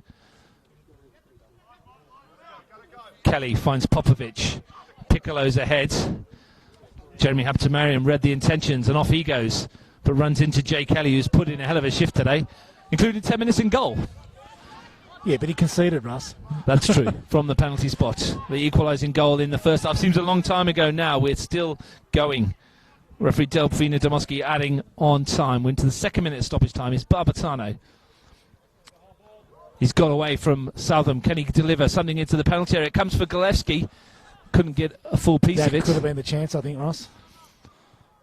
Chance for a player of his quality. They're giving it away again, though. Here's Ben Obst. Timotheu looks for the ball over the top, and they've got him behind here. Barbatano fires it across goal, and then really important footed by Ulrich. It's a corner. Maybe that was the chance. Time running out for Gungahlin United. Are they staring down the barrel of a second defeat in a week? This is when you need to be really tight on Jack Green. Abbas joining the attack. Everybody in the area except for Short corner Milicevic. again. They've allowed it 2-on-1 again. Can they deliver? Now they've created the angle. Jeremy Habtemariam swings it out towards Timotheu, who tries the volley. It's bouncing around in the area. It's come from Michael John on the turn! Stunning finish from Michael John in the 3rd minute of stoppage time. They have rescued a point, and it might be a killer blow to Canberra Olympics' top 4 chances. Great finish on the turn, Michael John. Corner got out, didn't get cleared properly. Short corner again, Olympic didn't deal with it, and top corner, Michael John. Been relatively quiet all game and then pops up with that. A stunning finish from the striker on the turn to bury that high into the back of the net. We felt that there was a chance to come. They might want to win it here. John's in behind again. It holds up. Larkin's out. Comes to Barbatano. There's panic in the Olympic ranks. Here's Piccolo. Surely there's not another twist. Ehegi wins a free kick. And a chance for them to send some players forwards. This could be the final roll of the dice. It looks like Rory Larkin's even coming forward for this. We may as well. Well, this is their season. A draw, no good. We'll leave them on 7 points. Larkin goes back into goal. Free kick is from Kelly. It's not a good one. Go for a second chance to lift it into the area. Laguda collects it and looks to send it forward. Michael John is the target. There's a big screaming from the Olympic fans. They said think he was outside the penalty area. Yeah. We still play. Habtemariam back. Launched forward towards Michael John. We've played 5 minutes of stoppage time. Bobolus finds Tanoski. Ehegi in acres of space. Running at Abbas in the penalty area. Asoso Ehegi past one, spins past a second, goes down. They want a penalty. Nothing doing, says Delphina Domoski. Dramatic ending to this contest. Still we play 4.5 minutes of stoppage time. Tanoski. He wants a free kick. Still going, somehow. Still going. He's balked on the edge of the box, is he? The sliding challenge from Milicevic concedes the corner. All or nothing for Canberra Olympic. Can't complain about the action, Russ, tonight. Will they go short? They have done. Habtemariam was in the way. And there's a break on here for Gungahlin. If Michael John could pick the right pass, he can't. Calabria knocks it away. Thought that was a full-time whistle. What's happening here? Free kick to Gungahlin. Habtemariam. Great free kick over the top, and Gillespie has got a chance to run in here and maybe win it for Gungahlin. Josh Gillespie, sliding challenge from Bobolus, and still we play. Four Olympic players still forward, not getting back. Nobody defending as such. Green has found Habtemariam in the penalty area. Real chance here. It's going to come loose towards Timotheo, who drives it wide of goal, and that might well be the last action of an enthralling 90 minutes. We're still playing. We've had 6 minutes of stoppage time so far. We'll have a few more seconds as well. Rory Larkin will no doubt send us as far as he can. Popovic the target. Falls for Jeremy Habtemariam. Free kick for a foul by Jay Kelly. We're into our 6th minute of injury time here, Ross. Gungahlin unhappy with the points. Green finds Milicevic. They're looking for a winner as well.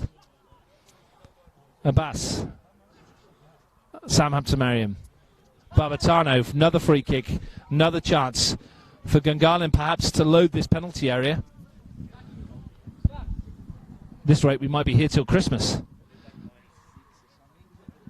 As the temperature plummets, is Olympic season on the line. Jack Green again going forward. Let's say this would almost be the last play of the game. In the 52nd minute of the second half. 7 Jack minutes. Green's 2-on-1 at the back with Gillespie. Tim Bobolus is really exposed here. Flat delivery. Ulrich heads it clear. And now the break is on here for Canberra Olympic. Jay Kelly. It's 4 against 3. It's a good ball. He's picked out Popovic. Heggie's in the middle. Tanoski's in the middle. Can Popovic pick the right pass? Fires it across goal, but there's no one there in a blue shirt. And it's a tame ending to that attack. And that'll do us, says Delphina Demoski. And the draw, well, it might not be terminal, but it's certainly not going to do them any favours. No, absolutely not. I think, well, obviously Olympic 3-1 up with about 15 or 20 to go. They needed that win. The warning signs were obviously there. Gungahlin were knocking on the door. But, you know, hats off to Marcel and his team to get the result that they did. And what a finish from Michael John to pull it back to 3-all. The table as it stands, Canberra Croatia 13, Gungahlin 11, Belconnen 10, Tigers 9, then Olympic with 7 and a +1 goal difference, Tuggeranong with 7 as well, heading into the final round. Frank, that means that Olympic needs Canberra Croatia to beat Belconnen tomorrow, and Tigers to drop some points as well, if they're then to win their last game and win it well here. Yeah, it's a very tall order, to be honest, Russ. I think everyone at Olympic knew that they needed 2 wins in the last 2 games. They put themselves in the position to do it. But similar to what happened against Canberra Croatia, they've conceded twice in the last 15, 20 minutes and lost points. Couldn't see it out. Thanks for your company tonight, Frank. It was an incredible match from start to finish. And a goal from Huston Tanoski on the half hour gave Canberra Olympic the lead. It was counted out by Josh Gillespie from the penalty spot when Canberra Olympic were down to 10 following a temporary dismissal to Stephen Dominici and following another temporary dismissal to goalkeeper Rory Larkin. Jay Kelly in nets couldn't keep out Gillespie's penalty. Then 2 goals in the start of the second half from Nick Popovic and Michael Piccolo seemed to have given Canberra Olympic away into the top 4, only for it to be dashed away from them late on. Josh Gillespie with 70 minutes to play, and Michael John with a stunning striker's finish 3 minutes into stoppage time has earned Gungahlin United a point in what's been a very entertaining night's football here at Melrose Synthetic. Thanks to Frank Keisha. Thanks to everybody for tuning in on such a cold night. Hope you all enjoyed it. The final score, Canberra Olympic 3, Gungahlin United 3. You're not